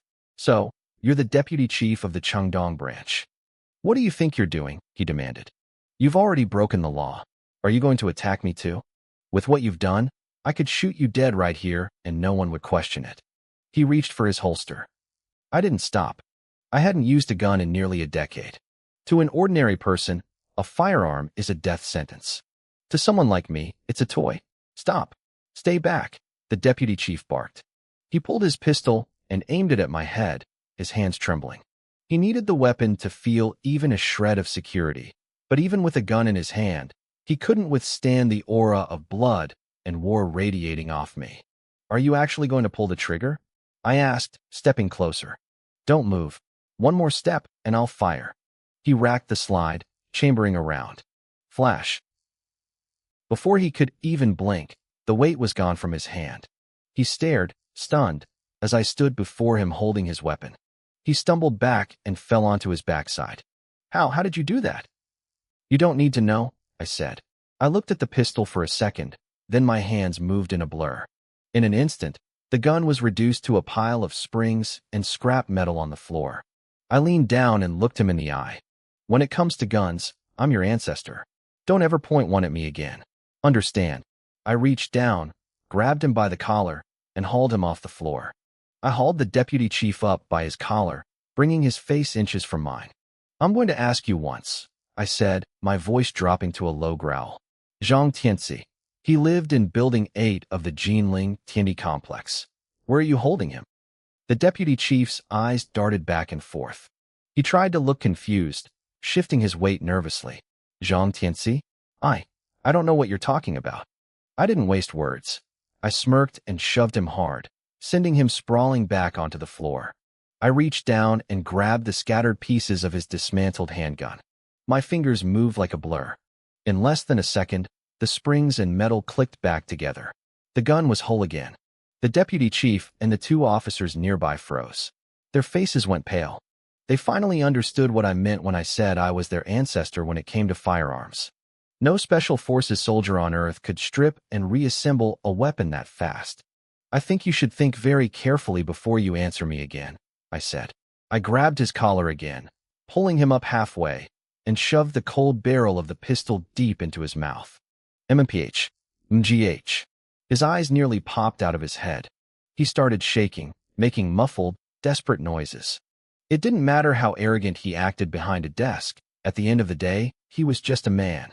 And no ordinary man stays calm with a loaded gun shoved down his throat. Oh, right. I forgot, I said with a dry laugh.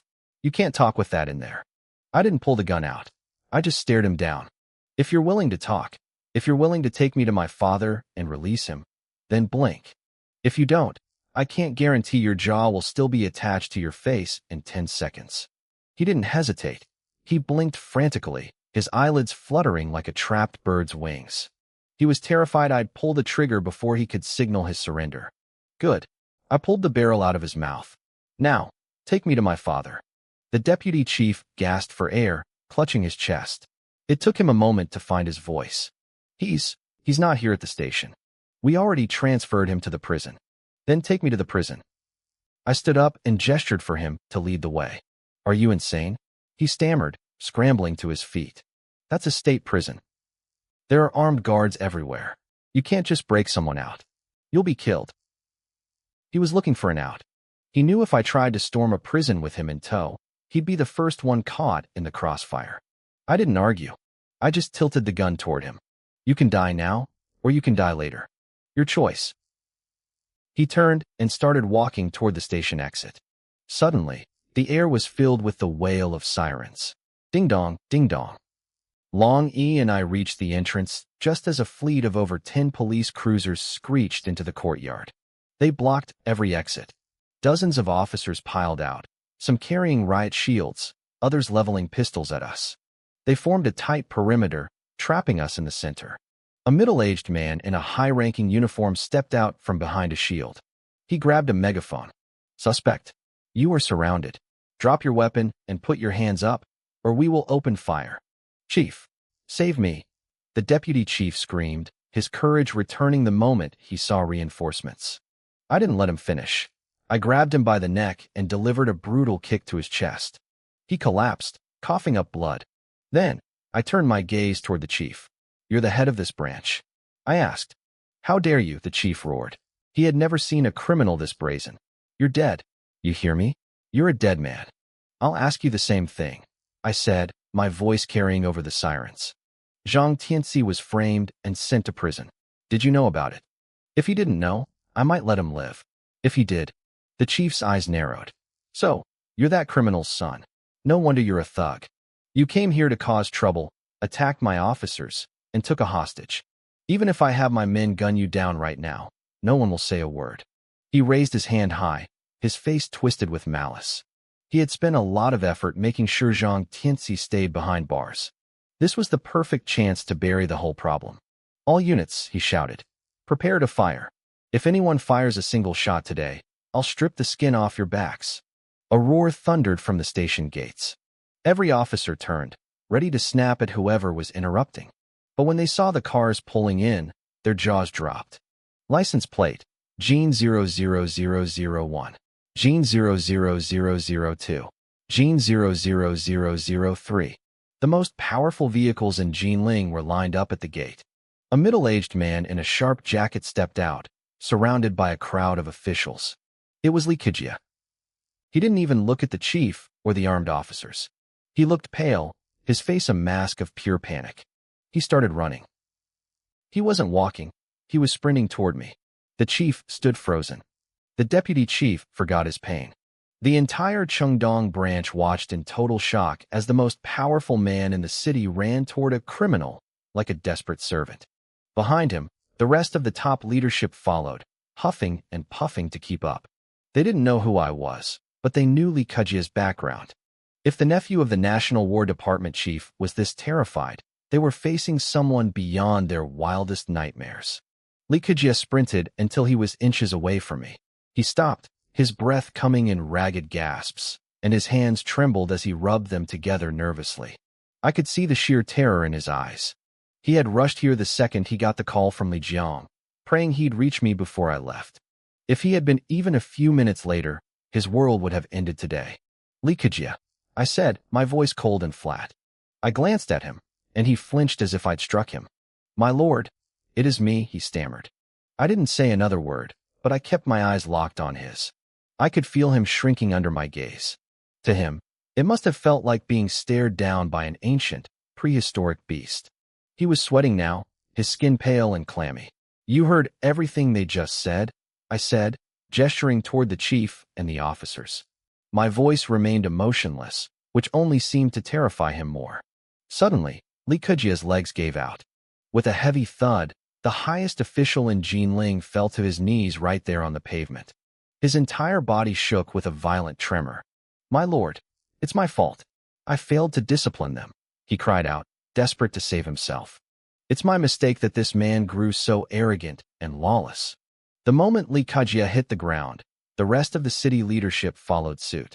One by one, they dropped like dominoes, slamming their foreheads against the concrete. They didn't even dare to look at me.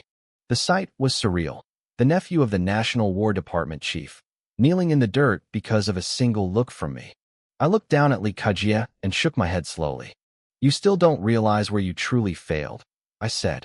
Your mistake isn't just letting these men become arrogant. It's who they chose to be arrogant toward. I stepped closer, my shadow looming over him. As officers, they should treat the people with the same care they would give their own mothers. They should only show this arrogance to criminals, crushing them with lightning force. But they flipped it. They became the shield for the wolves instead of the shepherds for the sheep. I leaned down, my voice dropping to a dangerous growl. And you, as the head of this city, you allowed gangs to run wild.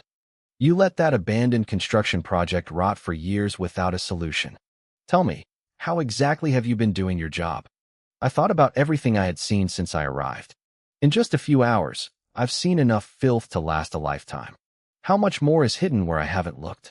How many more corrupt businessmen are crushing innocent people because of your inaction?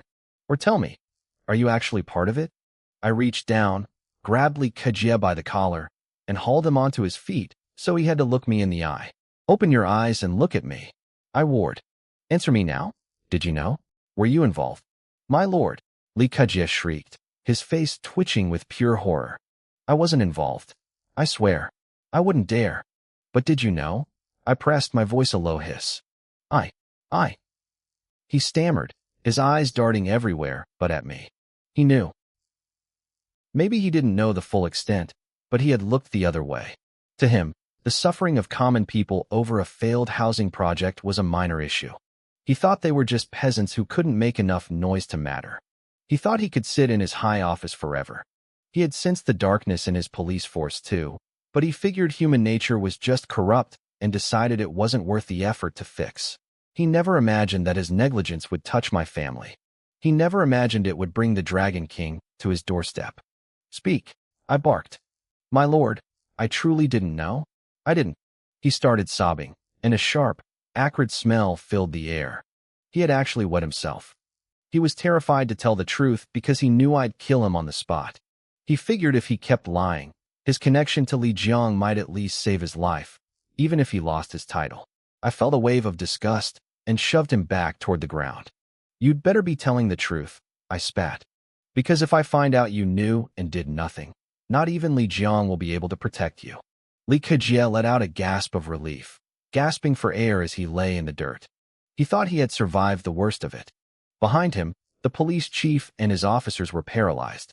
The guns they had been brandishing moments ago clattered to the ground one by one. The chief's face was a mask of despair. He knew he had hit a wall, not just a wall, but a mountain of solid steel. He had taken money from a developer to silence a troublemaker. He had checked Zhang Tianxi's background and saw nothing but a common man. He thought it was an easy job. He never expected a son like me to appear. He looked at his fallen gun, then scrambled forward on his knees until he was in front of me. My lord, I am guilty. I admit my crimes, he wailed. He looked back at his men, who were still frozen in shock. What are you waiting for? Kneel. Kneel and beg for mercy before you get your entire families killed. That broke them. They realized there was no fighting someone who could make the city head crawl in the dirt. Thud, thud, thud. The riot shields were dropped. The rifles were cast aside. Every single officer who had been ready to execute me moments ago was now prostrate on the cold ground, their heads bowed in total submission. They didn't even dare to breathe. They remained on the ground, trembling. I could feel their desperate hope radiating off them, the hope that my punishment wouldn't be too severe, that I might at least leave them with their lives. Do you really think you've realized your mistakes? I scanned the room, my gaze cutting through them like a blade. I took a slow, deliberate step toward the police chief. Then, I let out a thunderous roar. No, you don't know you're wrong. You're just afraid. I stood over them, my voice cold and hard. If I weren't standing here today, if it were just an ordinary man in my place, you would still be wearing those arrogant faces. You would still be looking down on the world from your high horses. Therefore, the crimes you have committed will never be erased just because you said you're sorry. My mind raced, calculating the most fitting end for these animals. As officers of the law, conspiring with the underworld was an unforgivable sin. Someone come here, I barked. Immediately, my own guards and loyal officers charged into the room. Take them all, I commanded. Investigate every single crime they've committed over the years. Once the evidence is clear, execute them by firing squad. No, please, no, my lord. The room exploded into a chorus of wailing and frantic begging. They shrieked and clawed at the air, but I didn't hear a word of it. I reached down, grabbed the police chief, who had turned into a literal puddle of mush, by the collar and dragged him out of the station. "Quick, follow him." Li Kejie scrambled to his feet, his face pale as he sprinted to keep up with me. I reached the helicopter and threw the chief inside like a sack of trash. I slammed my boot onto his spine, pinning him to the floor. "Which prison did you send my father to?" I asked, my voice dropping to a deadly whisper. "Cheongdong." "Cheongdong prison," he gasped, his face contorted in pain. I looked at Long E in the pilot's seat. "Long E, to Cheongdong prison. Now." "Yes, Dragon King," Long E replied. The engine roared to life like a cornered beast. The blades spun faster and faster, kicking up a violent wind that whipped against the station walls. We surged into the sky, streaking toward the outskirts of the city. Down below, Li Kejie scrambled into his car. "Follow that helicopter. Get to Cheongdong prison as fast as you can," he screamed at his driver. He was terrified. He knew that if he arrived too late and I started another bloodbath, the body count wouldn't be his biggest problem. His only goal now was to put out the fires, clean up the mess, and pray he could somehow send this god of war away before the whole city burned. Deep within Cheongdong prison, a long, dim corridor stretched between the eastern and western wings. On either side, iron bars created a series of vertical cages, each one a tiny, 3-meter square box. My father, Zhang Tianxi, was in one of them. Lower bunk, inmate number 0039. His entire world was a single iron bed, a toilet, and a small wooden shelf nailed to the wall. His only possessions were an old plastic cup with the fingerprints worn off, half a tube of toothpaste, and a few sets of clothes folded into neat squares. Every day, he lived by the mechanical sounds of the cell block, the heavy thud of iron doors, the rush of flushing water, and the harsh scrape of aluminum lunch boxes. He spent most of his time sitting on the edge of his bunk, his back hunched forward so his head wouldn't hit the frame of the top bed. He had been locked in here for months. When those corrupt cops first grabbed him, they beat him and tortured him, trying to force a confession. He had gritted his teeth and endured it, thinking he could outlast them. He never expected them to simply forge his signature on a fake confession and toss him into this hellhole.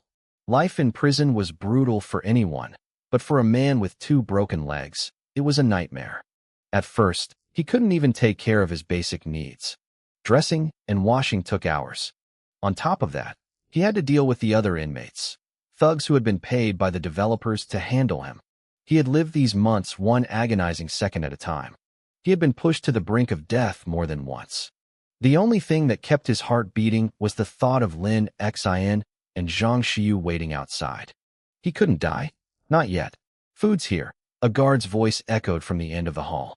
The sound of stainless steel bowls clattering against iron bars filled the air, a piercing, rhythmic din.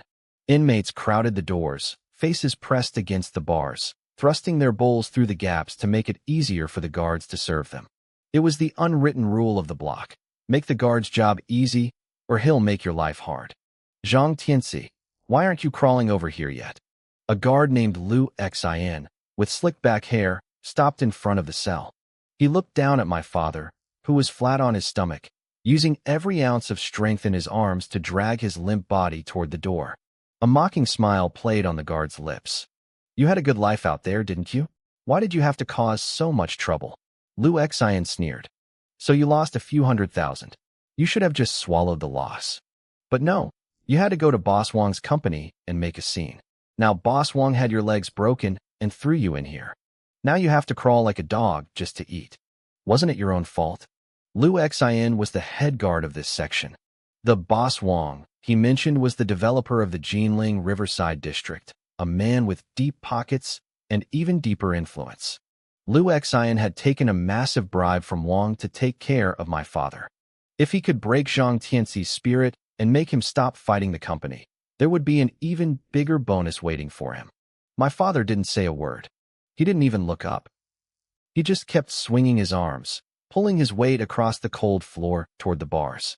The humiliation meant nothing to him. He needed the food. He had to stay alive. He had to see his wife, his daughter, and the son who had been missing for 5 years. It took several seconds for him to finally reach the bars. Like the others, he pushed his bowl through the gap and waited. Lu Xian grinned.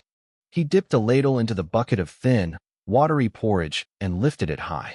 He tilted the spoon, letting the liquid reach the very edge before stopping it with practiced precision. "You want to eat, Zhang Tianxi?" Lu Xian asked, his voice dripping with smug satisfaction. "Just promise me you'll stop bothering Boss Wang, and you can have as much as you want. But if you don't—" Lu Xian paused, his smile turning cold. He moved the ladle slightly to the side and flicked his wrist. The porridge began to drip onto the dirty floor, one drop at a time. "Not possible." My father looked up then. His eyes were blood red. My father's voice was a raspy whisper, barely audible over the hum of the prison block. "Not possible," he croaked. Lu Xian's face twisted with rage. He hated being defied. "You want to do this the hard way," he hissed. With a violent flick of his wrist, he slammed the heavy metal ladle down onto my father's hand. A sharp crack echoed through the hall, followed by a scream of pure agony. My father jerked his hand back, his fingers trembling violently. I could tell the bone was nearly shattered. The watery porridge splashed across the filthy floor, soaking into the grime.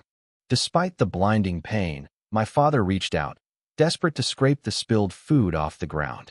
Lu Xian didn't let him. He stepped forward and ground his heavy boot directly onto my father's injured hand. Another scream tore through the air. My father's face contorted, his skin turning a sickly pale from the shock.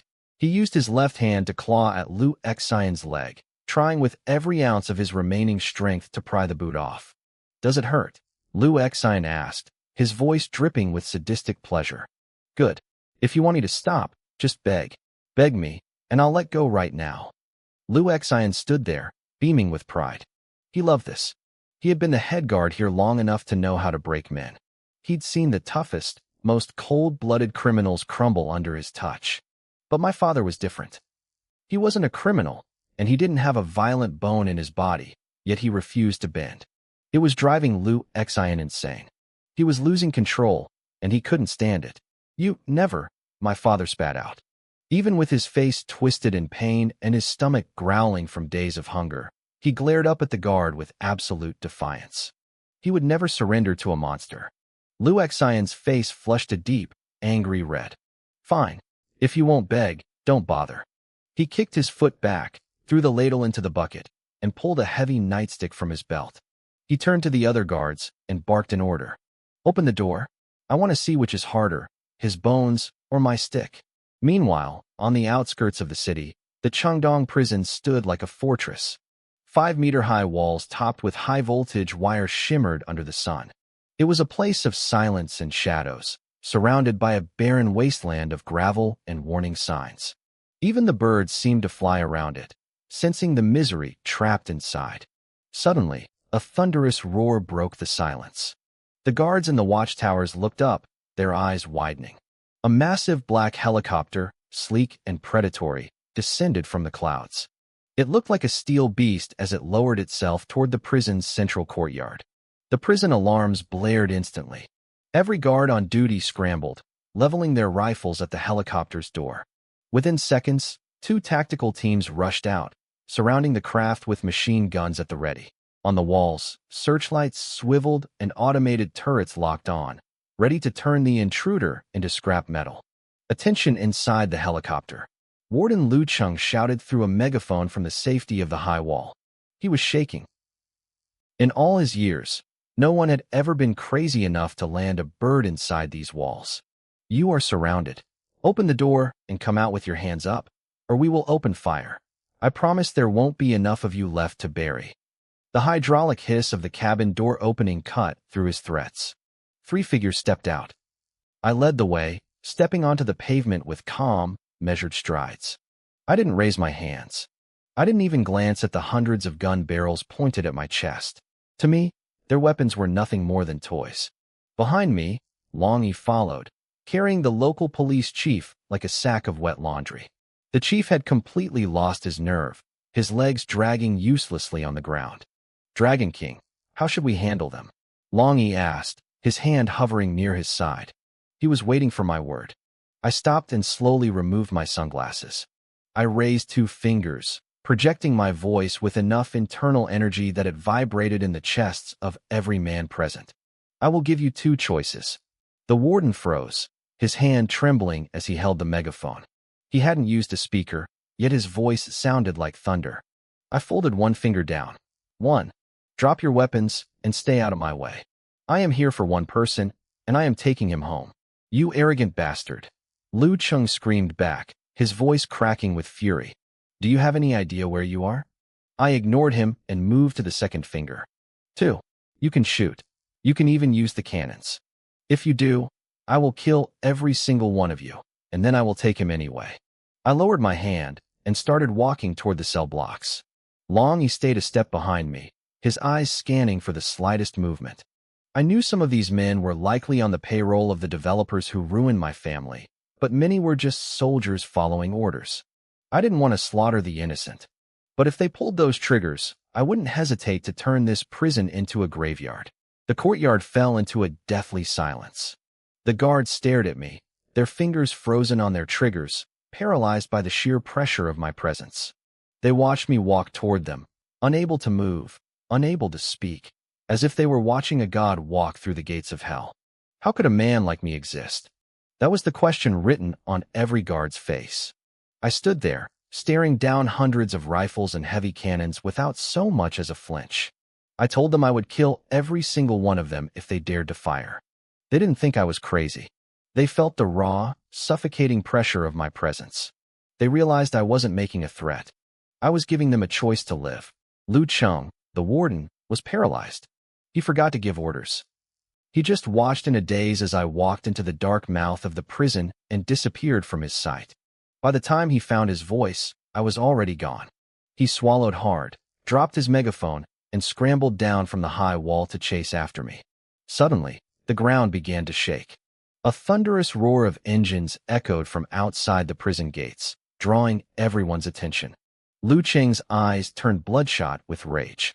He thought more of my accomplices were arriving to storm the place. He turned toward the gate, ready to scream for his guards to fire the cannons and blow the newcomers to pieces. Then, the lead car pulled into view. Lu Cheng's jaw hit the floor. His raised hand froze in midair. The license plate read, Gene 00001. That wasn't just a car. It was the mayor's personal vehicle. The king of Jinling was here. Lu Cheng couldn't believe his eyes.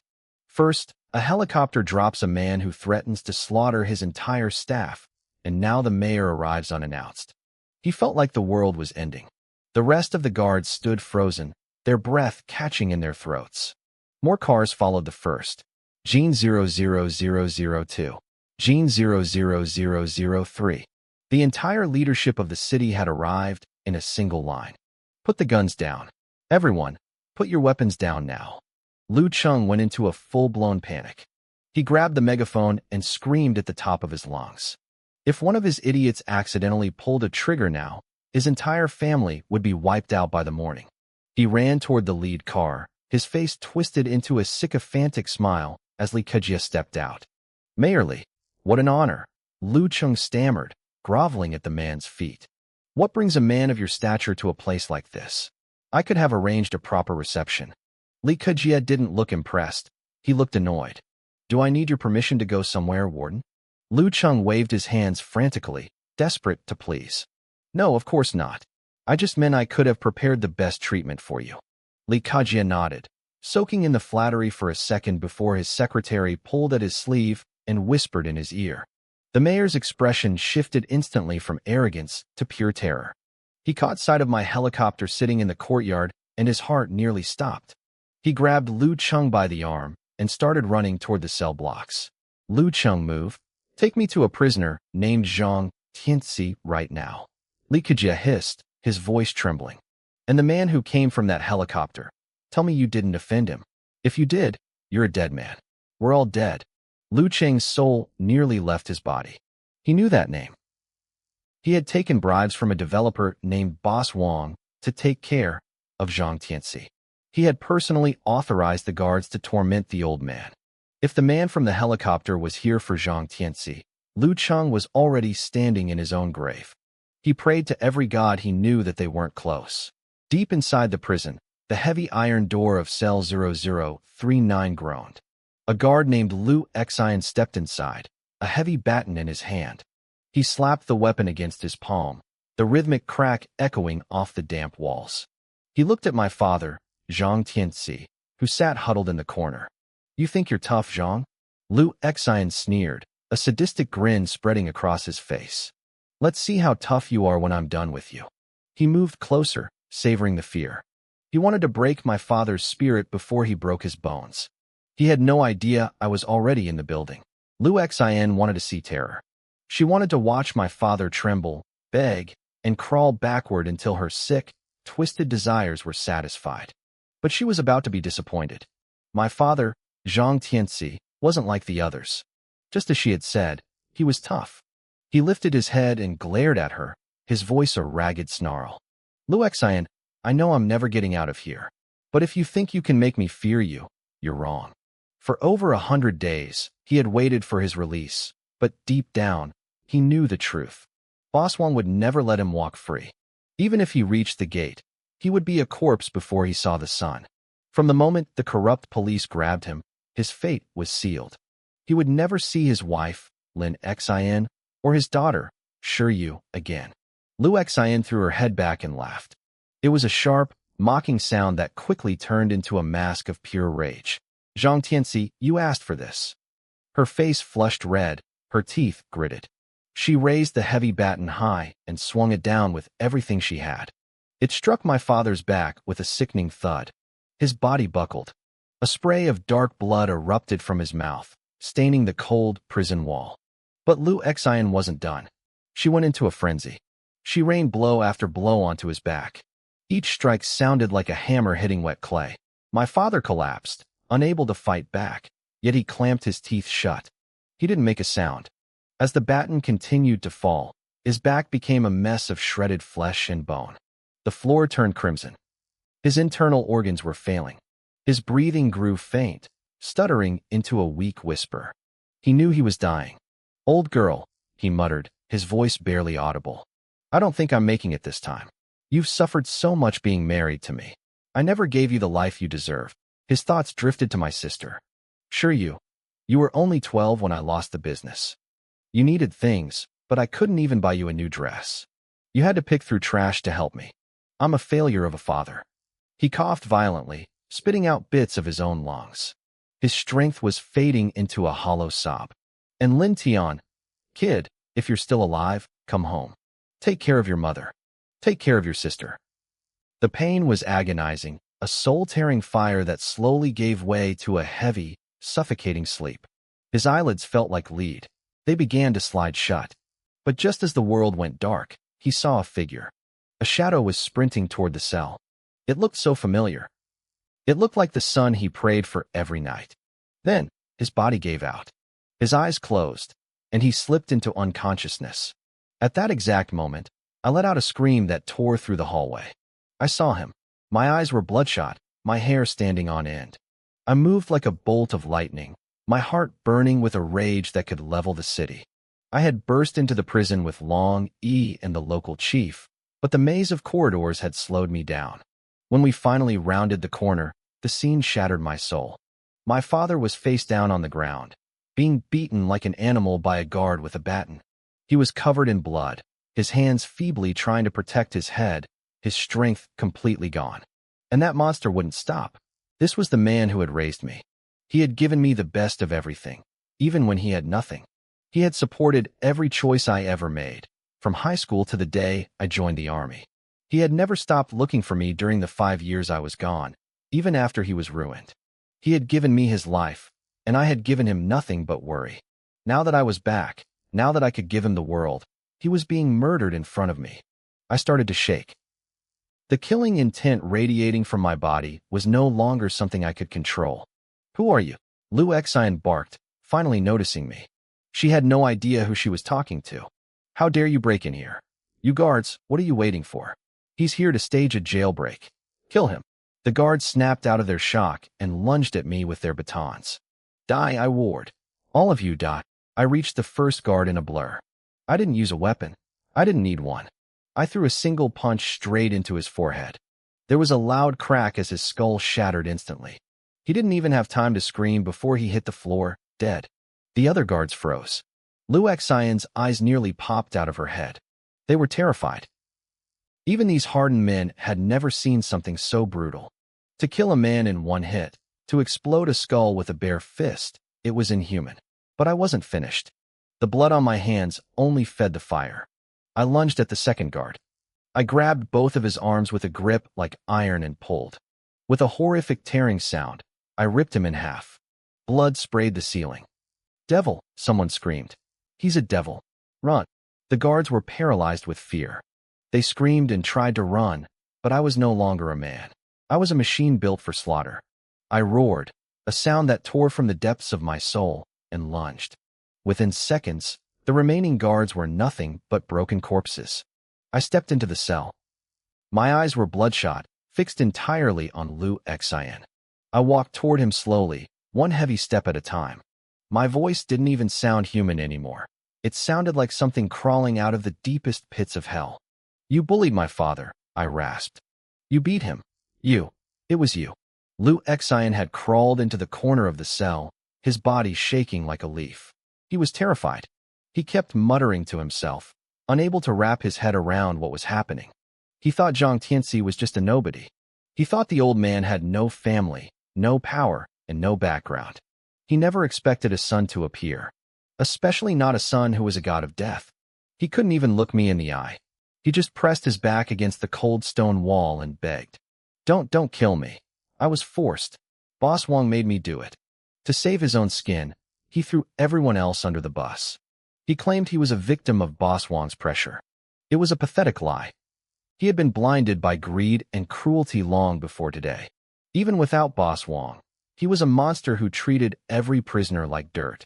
His sins could fill a library. "Force?" I asked, my voice dropping to a deadly whisper. "I don't care who forced you. All I know is that when I walked in, you were hitting my father with a baton. All I know is that you were going to die." I didn't wait for another lie. I grabbed both of Lu Xian's arms and twisted. With a sudden, violent jerk, I ripped them clean away from his shoulders. A blood-curdling scream echoed through the prison as blood sprayed across the walls. "I told you I was forced," he shrieked, his face contorted in agony. "Why won't you let me go?" I didn't answer. I slammed my boot into his knees. There was a sickening crunch as his bones shattered, forcing him into a permanent kneel. I reached down and picked up the heavy baton he had used on my father. "You like using this?" I asked. I swung. The first blow landed with a dull thud. Then the second. Then the third. I swung with everything I had, over and over, pouring every ounce of my rage into each strike. I didn't stop when he stopped screaming. I didn't stop when he stopped moving. I didn't stop until there was nothing left on the floor but a pile of unrecognizable red. "Fast! Move it!" Shouts echoed from the end of the corridor. Li Kejia and Lu Qing finally arrived, leading a group of officials. They burst into the room and stopped dead. Their eyes went wide. The color drained from their faces. The sight was too much. The walls were painted with brains and blood. The floor was a lake of gore. Several of the men turned around instantly, clutching their stomachs and retching. They ran back toward the entrance, unable to handle the smell of the slaughterhouse I had created. Li Kejia and Lu Qing tried to hold it together, but the sheer brutality in that cell broke them. They stumbled away to vomit with the others. Lu Qing collapsed to the floor, his strength gone. He knew who that pile of flesh belonged to. It was his cousin, Lu Xian, and he knew that if I chose to, he would be next. I ignored them. The adrenaline was fading, replaced by a crushing weight in my chest. I knelt beside my father and reached out a trembling hand to check his vitals. When I felt how weak he was, hot tears of blood spilled from my eyes. I nearly collapsed right there. My father was covered in scars. Some were years old, but most were fresh, brutal, jagged wounds from the beating he had just taken. They had almost killed him. "Dragon King," Long he said, stepping forward. His voice was steady, grounding me. "The priority is to get your father out of here. We need the best doctors immediately." "Yes," I breathed, snapping back to reality. "We leave now." I gathered my father into my arms, moving as gently as I could. I carried him out of that hellhole and ran toward the courtyard. The helicopter was waiting, its blades churning the air into a frenzy. We scrambled inside. Long E move, I shouted. He didn't hesitate. He jumped into the pilot's seat and pushed the engines to their limit. We lifted off, soaring away from the prison and toward a private villa on the outskirts of Jinling. By the time we landed, the villa was already crawling with the elite warriors of the Dragon Temple. Longshore had prepared everything. We rushed my father to a massive room on the second floor that had been converted into a state-of-the-art surgical suite. The top surgeons from Jinling's First People's Hospital were already there, surrounded by humming machines and bright lights.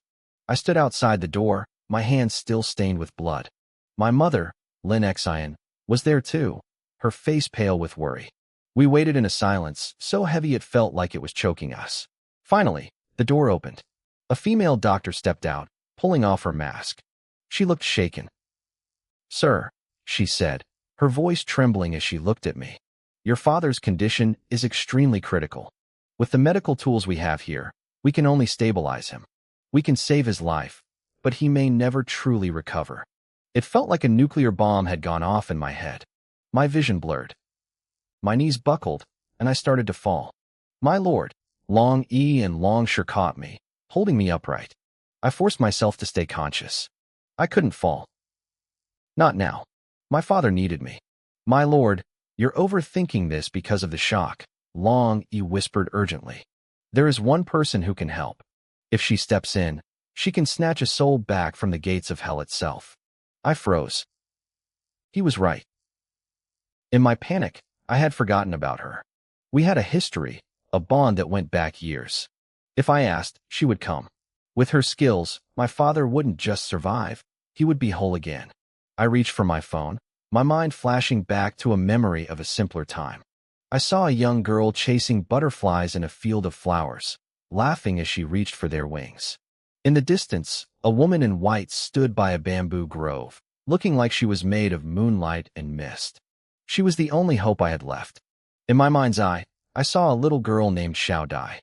She was chasing butterflies in a lush valley, her laughter ringing out as she stumbled through the grass. Standing nearby was a woman who looked like she belonged in a painting. Her name was Lin Qingxue. She watched the child with a soft, protective smile. Suddenly, a phone buzzed in her pocket. It ruined the moment. She frowned, pulling the device out, but when she saw the caller ID, her expression froze. She looked like she'd seen a ghost. Memories flooded back to her.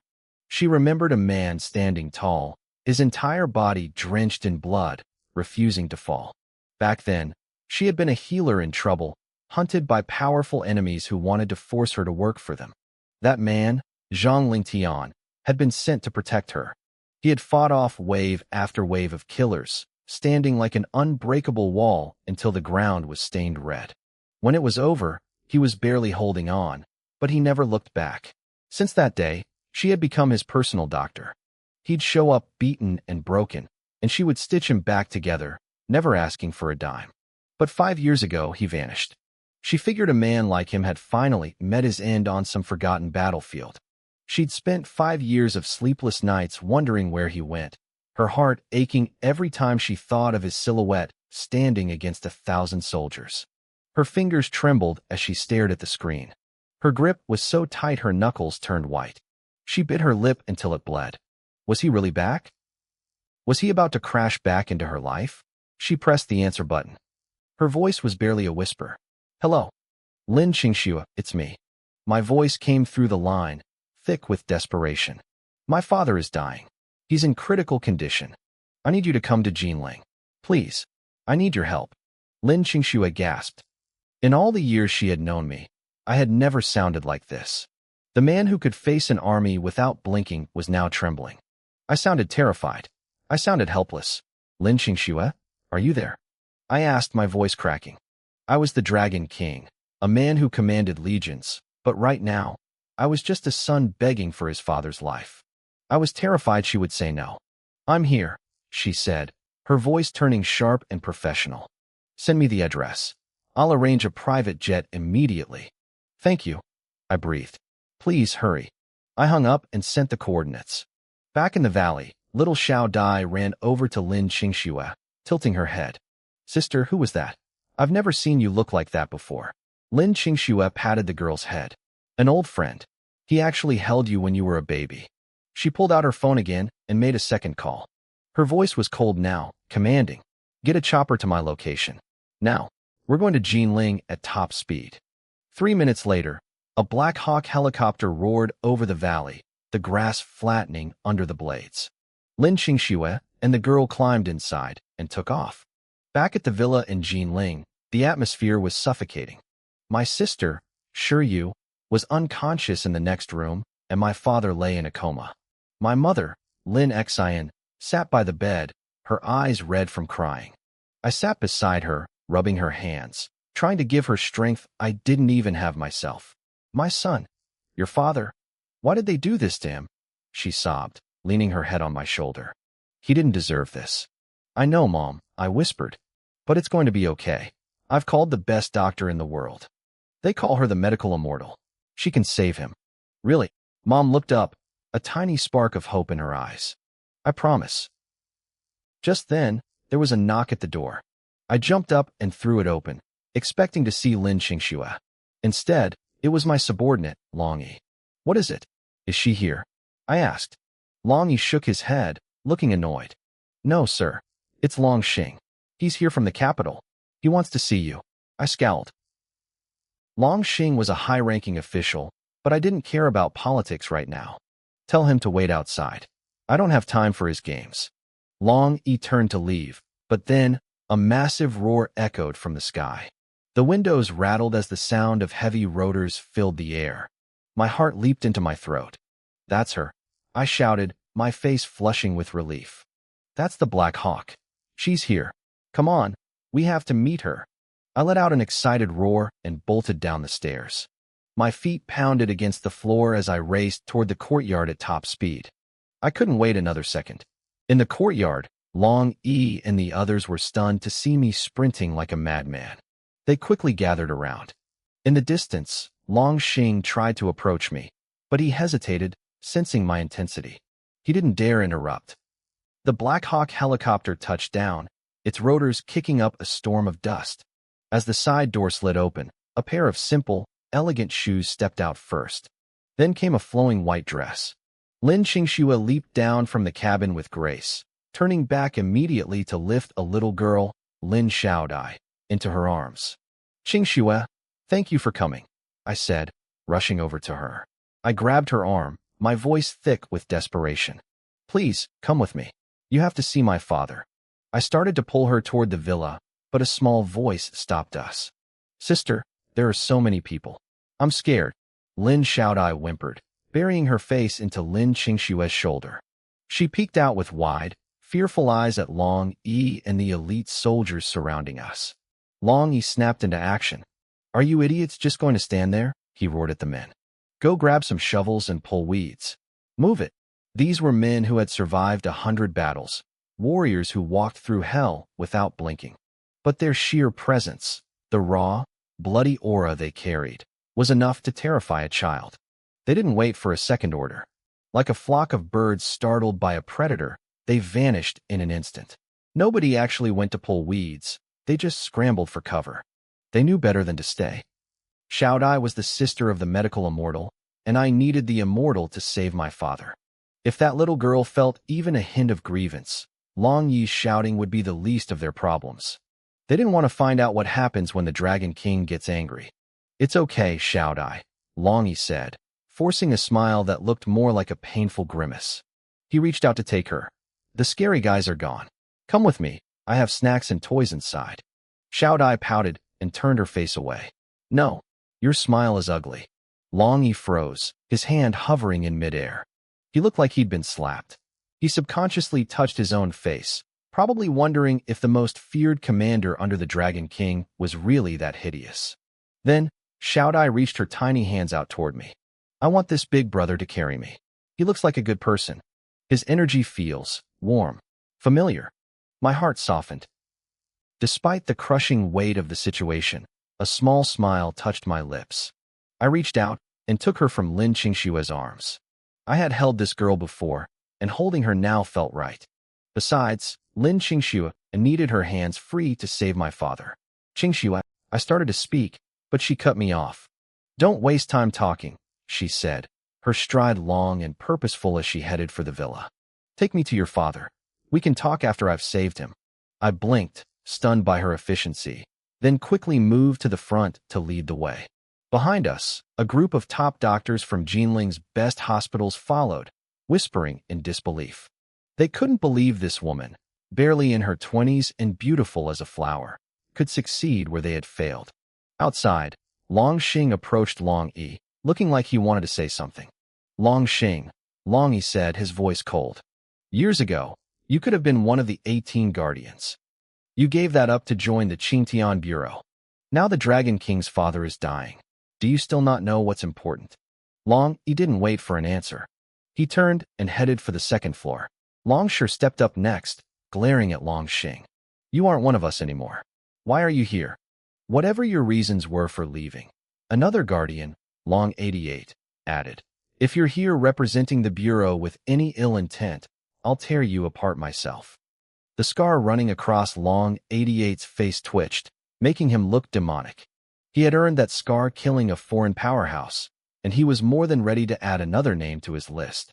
Long Xing looked at his former brothers in arms, his eyes red and filled with bitterness.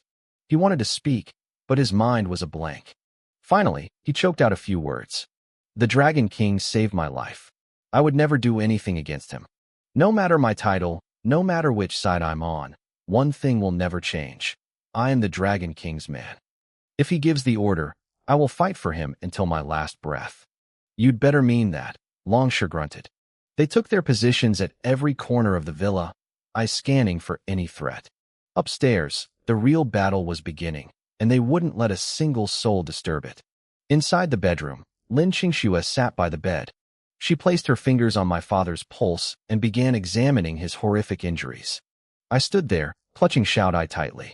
The little girl was quiet, sensing the gravity of the moment. She didn't cry or fidget. She just leaned against my chest. Long Yi stood guard at the door, blocking the local doctors from entering. They weren't needed here. As the examination continued, I saw Lin Qingxue's brow furrow. My heart plummeted. My father's injuries were staggering, even for someone like her.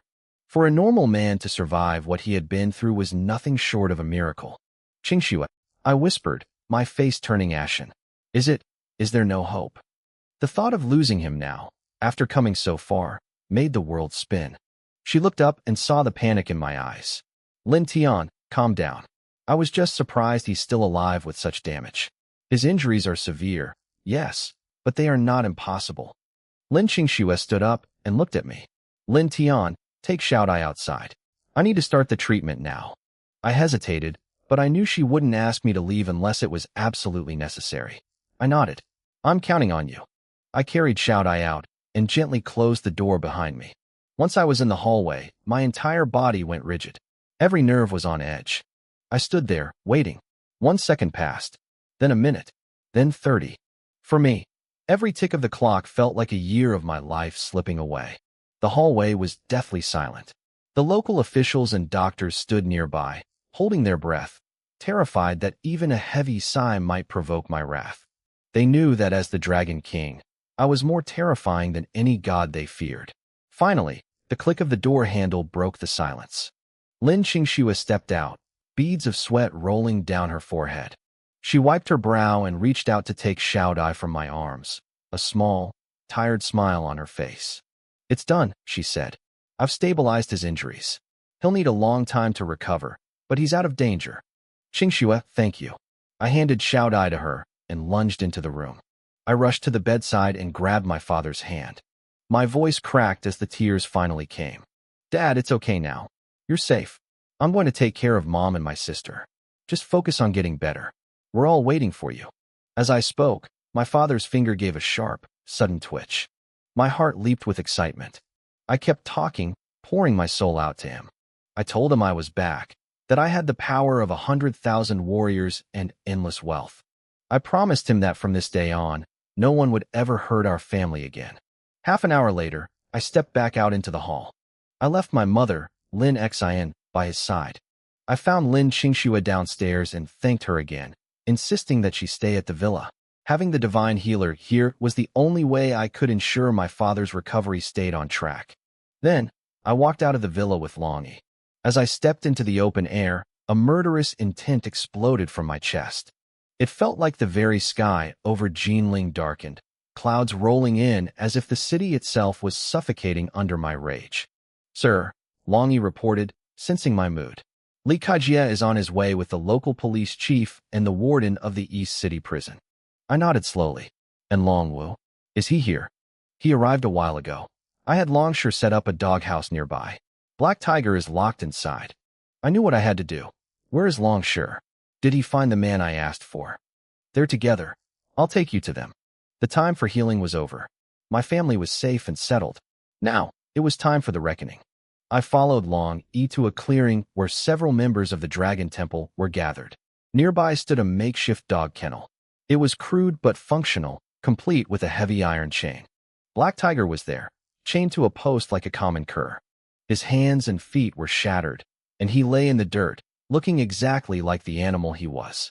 "You bastards! Let me go!" Black Tiger screamed the moment he saw me. "When my brother Black Dragon gets here, you're all dead. Every single one of you." He had been chained there for hours, suffering. The pride of the Black Dragon Society was gone, replaced by the desperate howling of a trapped beast. I didn't even give him a second glance. I walked right past him toward Long Wu and Long Sure. I wanted Black Tiger to wait. I wanted him to watch. Death would be too quick an escape for him. "Boss, you're here," Long Wu said, stepping forward. "The man Long Sure found," I said, getting straight to the point. "Where is he?"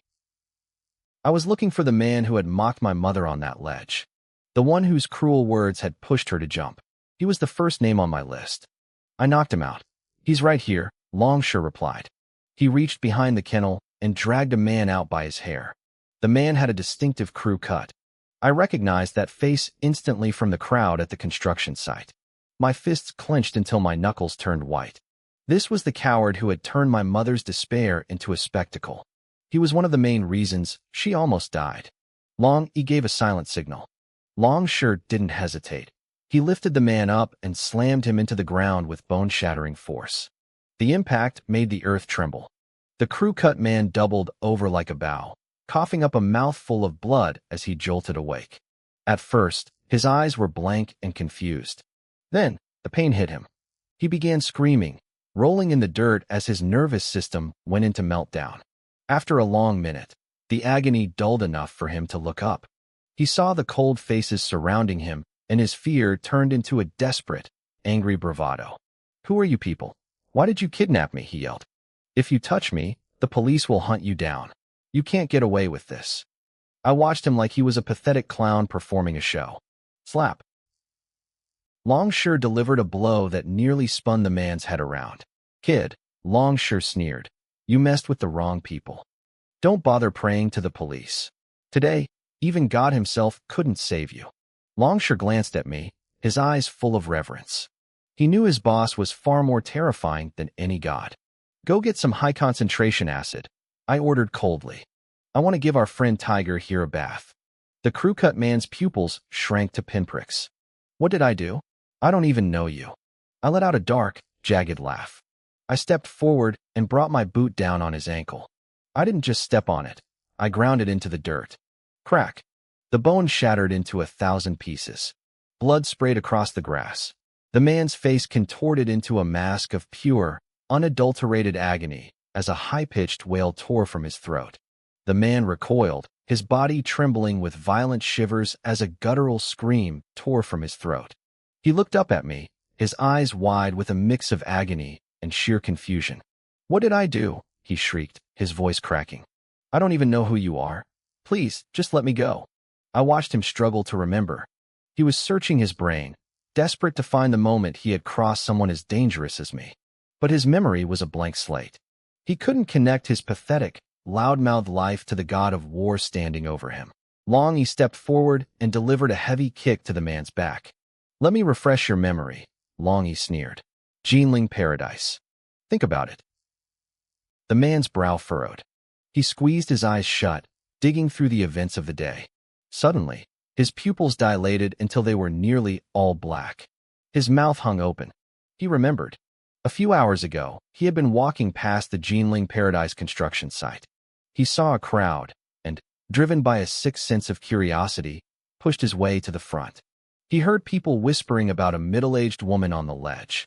He was the kind of person who spent his life hiding behind a keyboard, spewing venom in comment sections just to feel powerful. Seeing her up there, his natural instinct to mock took over. He had looked up at my mother, who was balanced on the edge of despair, and screamed at the top of his lungs, "Stop faking it. Nobody here feels sorry for you. If you're going to jump, then just do it already. Hurry up and jump." He never expected that his words would be the final shove. He never expected that she would actually step off into the air. He had stood there, paralyzed, his mind going blank as he watched her fall. And then, he saw the miracle. He saw a man scream, "Mom," and drop from the sky like a cannonball to catch her. He had fled the scene immediately, terrified of the consequences. Now, he looked at my face, then at my silhouette. It was the same. You're him," he gasped, his voice failing him. "You're the man who fell from the sky." A cold, jagged smile touched my lips. "So, you finally remember. Do you still feel innocent? Do you still think the police are going to save you from me?" I lifted my boot again, hovering it over his other leg. The man went completely numb. He couldn't wrap his head around it. In his world, people didn't survive falls from hundreds of meters. He thought he was in a movie, but the pain in his shattered ankle reminded him this was a very brutal reality. His eyes darted around, his brain working overtime to find an excuse. "It was just words," he yelled, trying to sound logical. "I was just telling the truth. If she really wanted to jump, she would have done it anyway. If she didn't want to, my words wouldn't have changed anything. You can't blame me for her choice. You're just taking your anger out on me." He actually looked proud of himself, as if he had just won an argument on the internet. "You think that makes sense?" I whispered. My killing intent flared, turning the air around us ice cold. Crunch. I brought my foot down, snapping his other leg like a dry twig. He howled, blood spraying the grass as he thrashed in the dirt. "Regardless of whether she wanted to jump or not," I said, my voice low and lethal. "If you hadn't opened your mouth to provoke her, she wouldn't have fallen so soon. I would have had time to talk her down instead of barely catching her. You could have stayed silent. You could have walked away. But you chose to use your poisonous tongue to snuff out the last spark of hope she had." I stepped closer, my shadow looming over him. "People like you think you're clever. You think you can hide behind logic and excuses for being human trash. But the truth is, you just bring toxicity into this world. And the world is better off without you." I raised my foot one last time, aiming directly for his head. No, I'm sorry. I was wrong," he wailed, his dignity completely gone as he begged for his life. "Being sorry doesn't fix what you did," I said. "Go apologize to the king of hell." I slammed my foot down. There was a sickening pop. Blood and brains sprayed across the ground in a single, violent burst. I didn't even look at the mess. "Dragon 789, clean this up," I ordered. I turned my attention back to Black Tiger. He had watched the entire execution, but he didn't look as scared as I expected. He had seen the carnage I left at his headquarters, so he knew I was a monster. But he still had hope. He believed his older brother, Black Dragon, would come to save him with the full force of the Black Dragon Society. I looked at him, tied up like a dog in the kennel, and a new idea for his punishment took shape. "Dragon 2527, I called out. "Go get me a large supply of high-concentration CHO. I want to give our tiger here a nice, disinfecting bath." The subordinate's eyes lit up with sadistic glee. "Right away, Dragon King."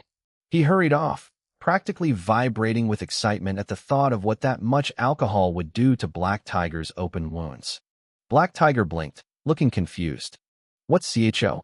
You think some random chemical is going to scare me?" My men looked at him with pity. It was one thing to be a criminal, but being an uneducated one was worse. "Ignorance is a blessing, Tiger," Dragon 5 said, patting the man's cheek mockingly. "But don't worry. You'll find out what it is soon enough. I promise, it'll be a sensation you'll never forget." Suddenly, a scout ran up from the direction of the villa. "Dragon King, we've detected hundreds of members of the Black Dragon Society. They're mobilizing and heading straight for us. Hundreds of men." I felt a cold surge of anticipation.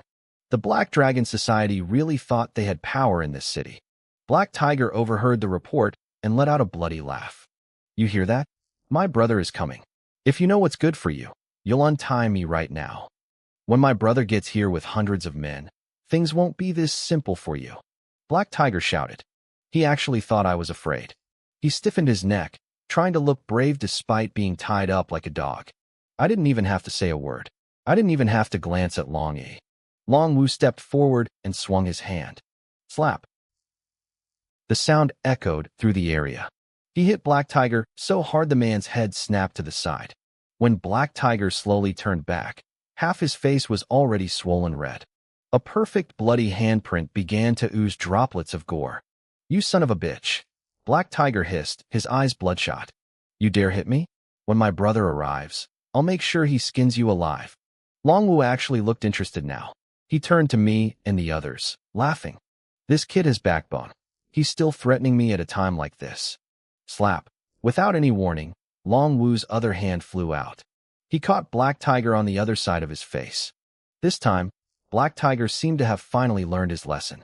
He kept his head tilted away and didn't utter another word. But Long Wu wasn't done. He grabbed Black Tiger's head and forced it straight.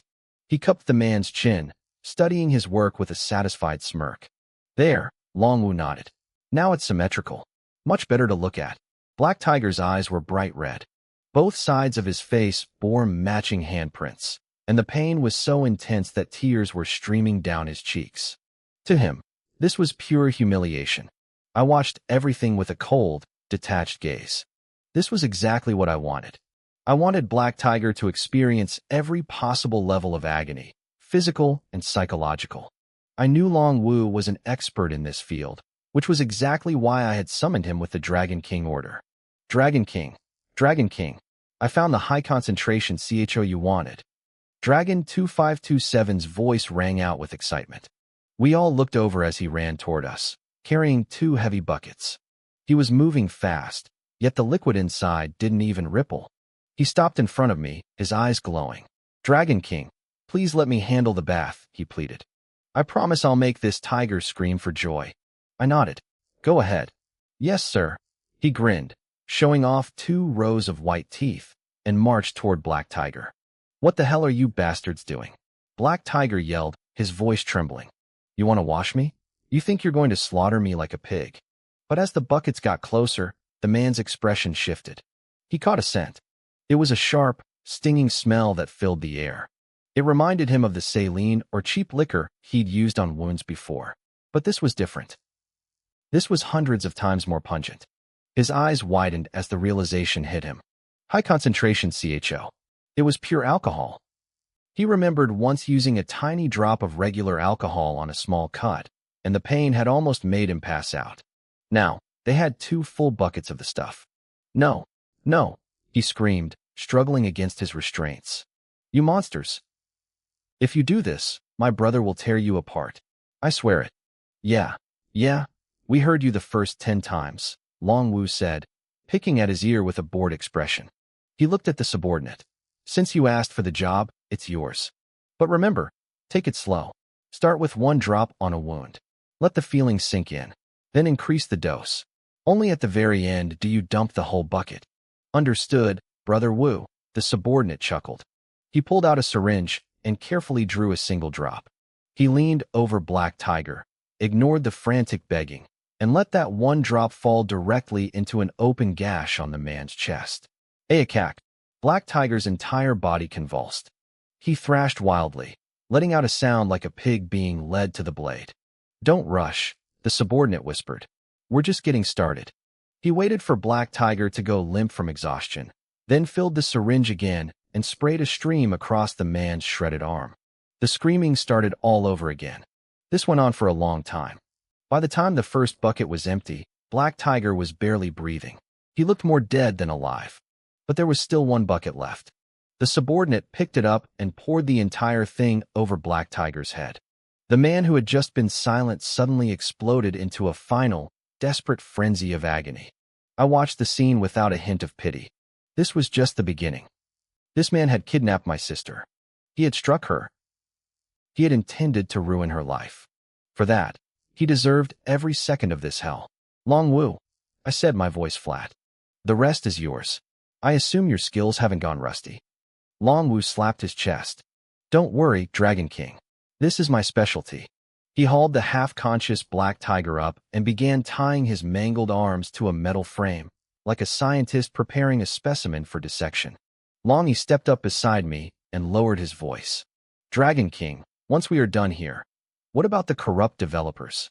Long He knew me better than anyone.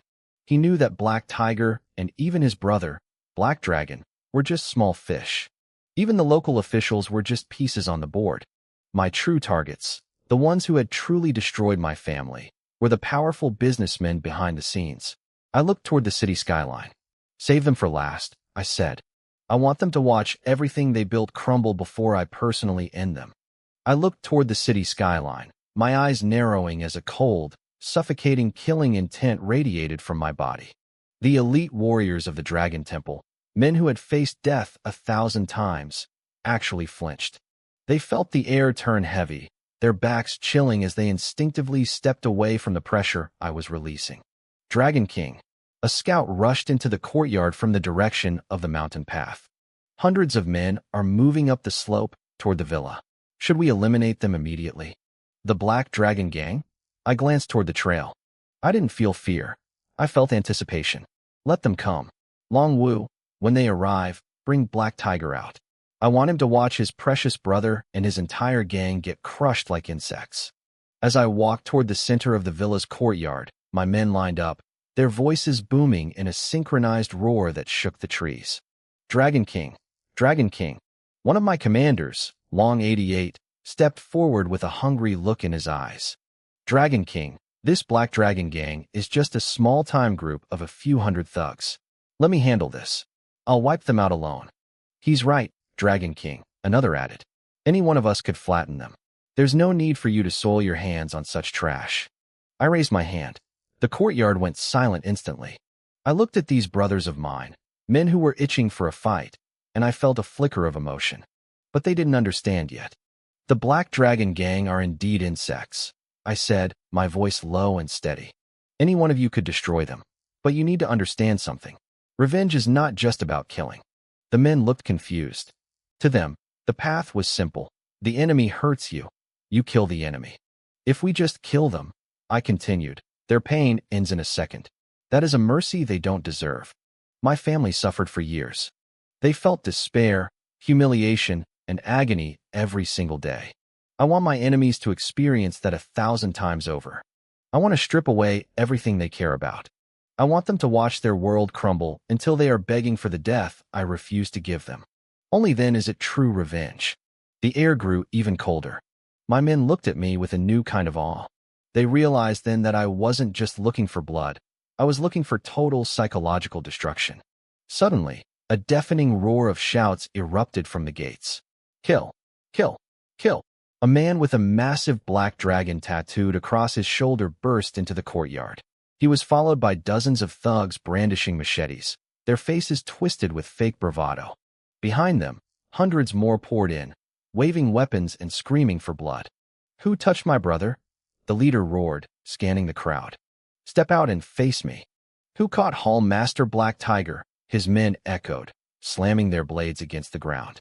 I stepped forward, walking calmly toward the wall of steel and muscle. You must be Black Dragon. We've been waiting for you. As for your brother, well, he's seen better days. Black Dragon's face turned a violent shade of red. You bastard. What did you do to him? If a single hair on his head is missing, I'll skin you alive. None of you are leaving this mountain. He didn't know who he was talking to. He and Black Tiger were orphans who had fought their way up from the gutters, sleeping under bridges and scavenging trash until they built their little criminal empire. He thought he was untouchable now. I'm getting tired of hearing the same threats, I said, picking at my ear. You and your brother even sound the same. Tell me, Black Dragon, did the developers from the Jinling Riverside District hire you to kidnap my sister? Are you just a lapdog for those corrupt businessmen? Black Dragon's eyes flickered with a hint of surprise. What's it to you? You think you're big enough to challenge Boss Wong? So you are their dog, I nodded. In my mind, I had already signed the death warrants for every single person standing behind him. Die! Black Dragon screamed. He lunged forward, swinging his machete in a heavy arc aimed directly at my skull. The blade whistled through the air. I didn't move my head. I didn't even shift my feet. I simply raised my hand and caught the edge of the blade between two fingers. The impact stopped dead. The metal hummed, but it didn't budge. Black Dragon's eyes nearly popped out of his head. He pulled. He pushed. The sword was locked in place as if it were part of a mountain. His men froze, the shouting dying down into a terrified silence. Using a toy like this to kill me? I looked at him with pure contempt. You're far too naive. I flicked my fingers. Snap. The heavy steel blade shattered into a dozen pieces. Shards of metal flew past Black Dragon's face, drawing beads of blood. He stumbled back, his mind unable to process what he had just seen. Boss, there are hundreds of us, one of his thugs screamed, trying to break the spell of fear. We can swarm them. We can hack them all to pieces.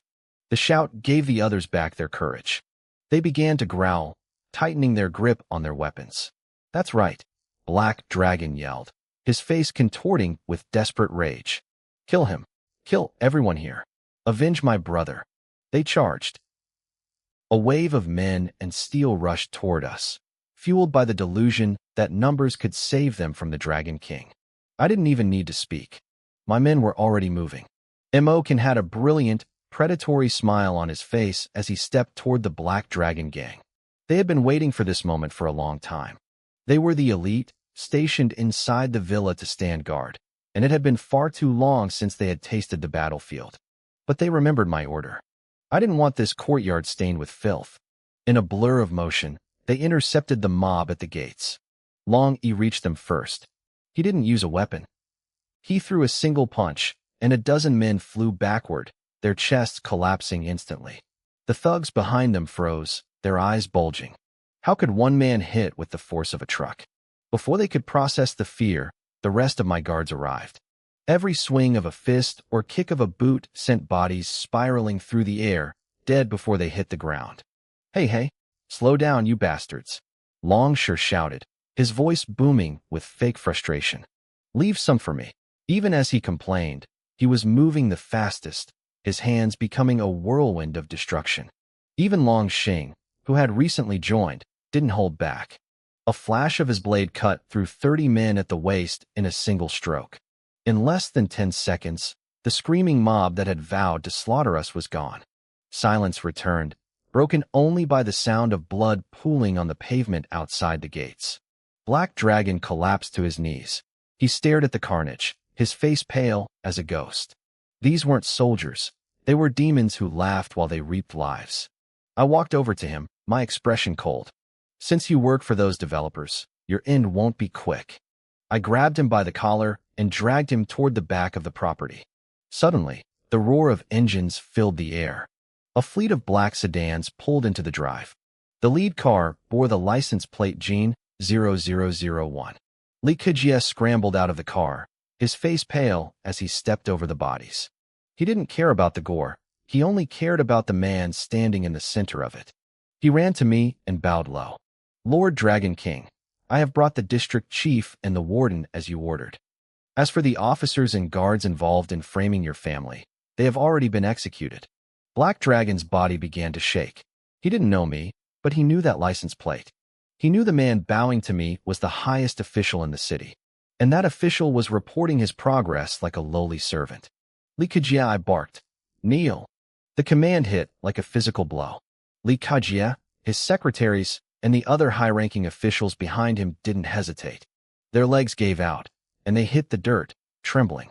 Long E, Long Sure, bring the chief and the warden, I ordered. The rest of you, watch Li Kejie. If he moves even an inch, show him our hospitality. I turned my back on them and continued dragging Black Dragon toward the dog kennels.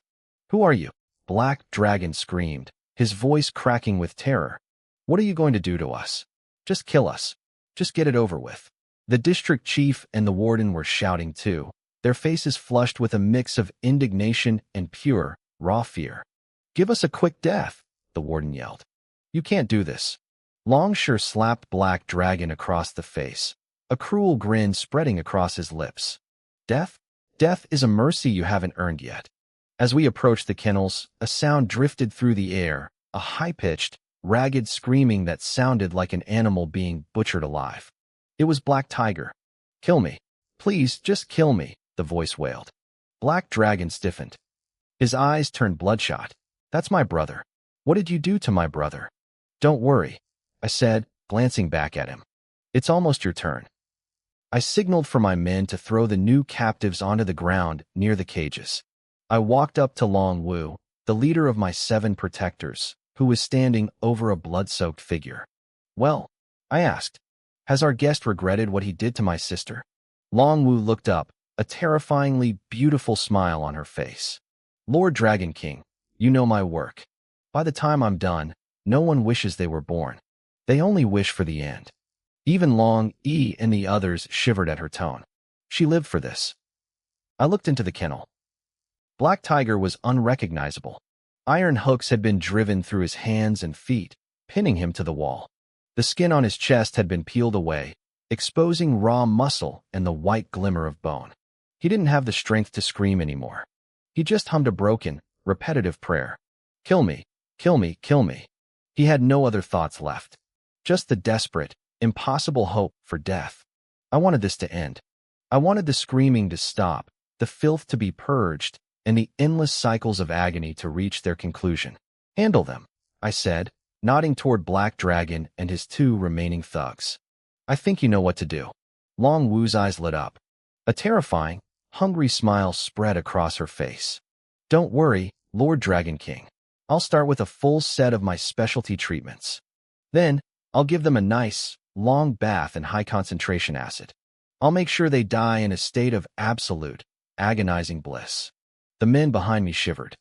Just hearing her describe it was enough to make their blood run cold. The idea of being flayed open and then submerged in acid was a nightmare beyond comprehension. But to Long Wu, it was an art form. "Good," I said, patting her shoulder. "I knew I picked the right person for this. Just remember, don't let them die too quickly. They have to pay. Every second must feel like a lifetime. They won't leave this place alive," she promised.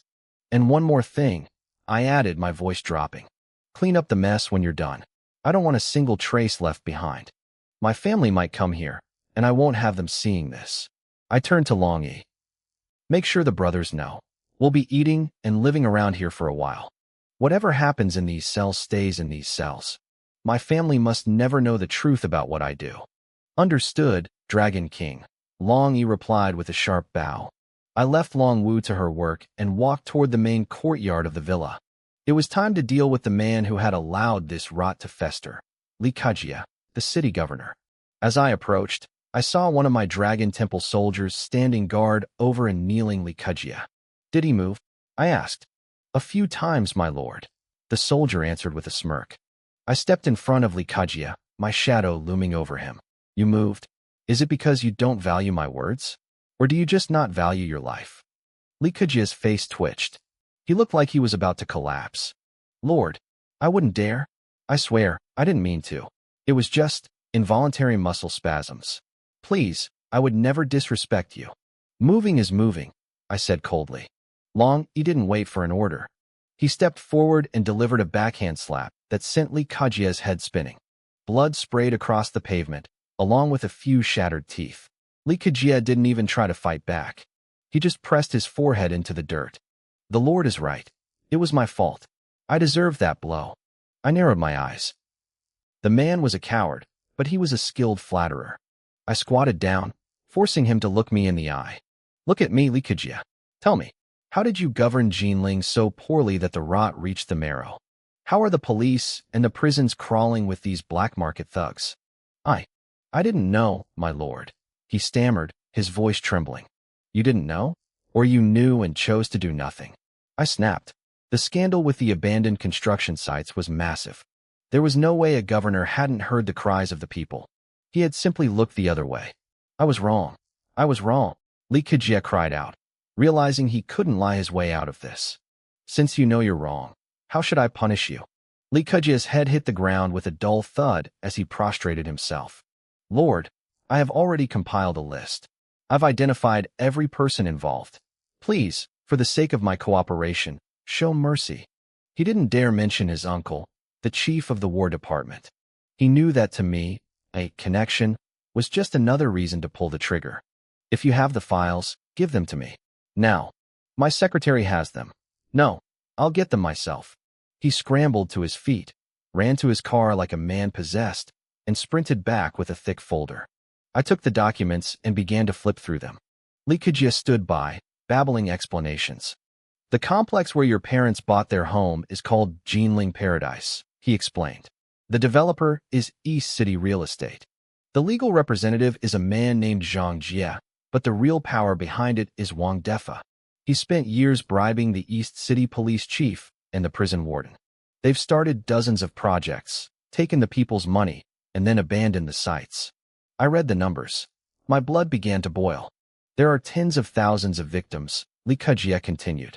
"The amount stolen is in the tens of billions." I stared at the pages, but I didn't see numbers. I saw lives. I saw families like mine.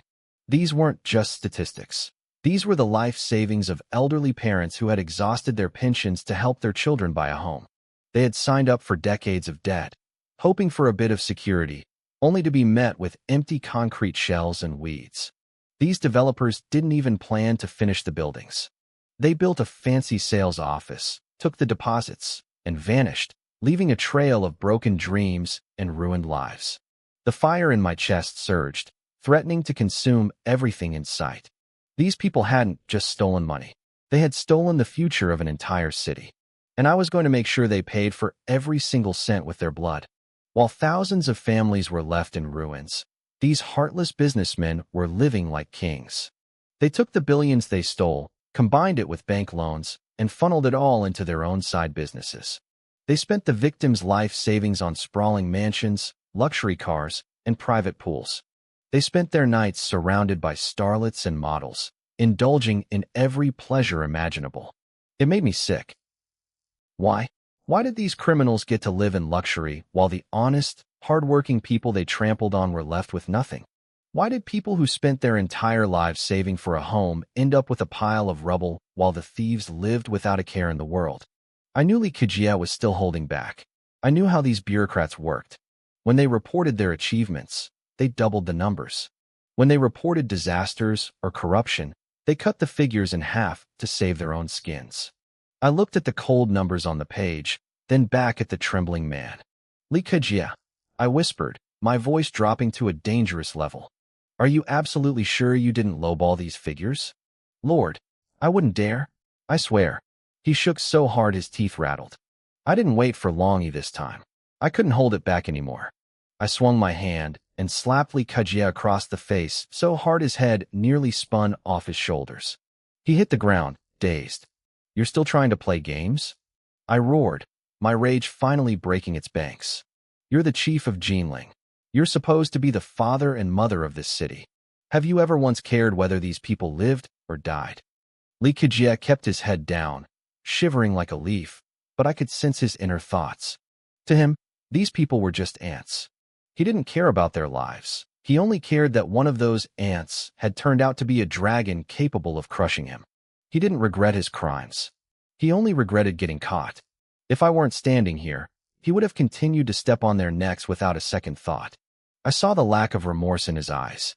If I gave him the chance, I knew he'd probably think I was the villain for disrupting his comfortable life. "Your time as chief is over," I said coldly. Lee Kajia actually looked relieved. He probably thought losing his job was the worst that would happen. He thought he could just retire with his stolen wealth and live in peace. I grabbed him by the hair and yanked his head back. "You think being fired is the end of it? I'm going to look into everything you and your subordinates have done over the years." I glanced at the other high-ranking officials standing behind him, their faces turning pale. "If you're clean, fine. But if any of you are tied to these developers, God help you." Suddenly, a thunderous roar echoed from the clouds. The heavy, rhythmic thrum of jet engines shook the very air around us. "Lord, a fighter jet has entered the airspace. Should we shoot it down?" a Dragon Temple soldier asked.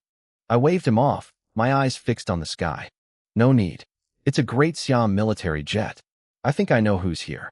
Li Jiang, the chief of the War Department, had finally arrived. He had been on his way for hours, yet he managed to land exactly when I was about to deal with his nephew. How convenient.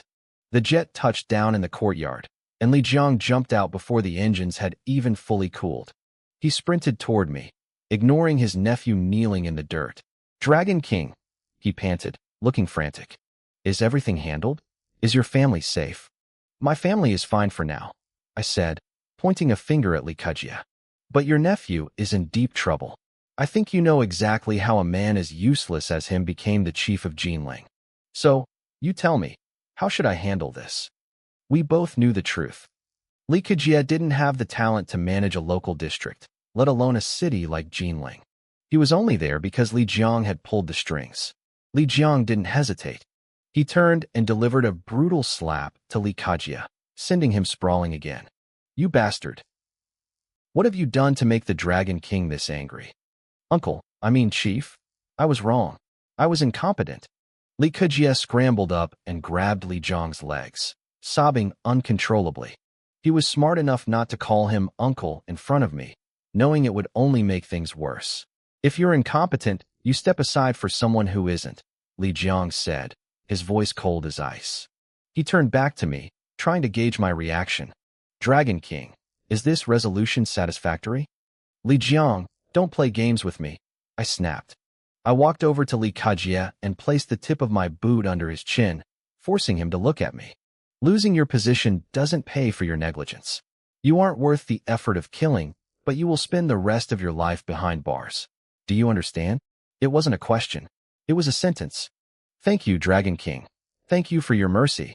Li Kejia started banging his head against the ground in gratitude. To him, life in prison was a miracle compared to what I usually did to my enemies. I turned away from the pathetic sight and looked at Long Yi. There was still a city to clean up, a sister to find, and a mother to save. The war had only just begun.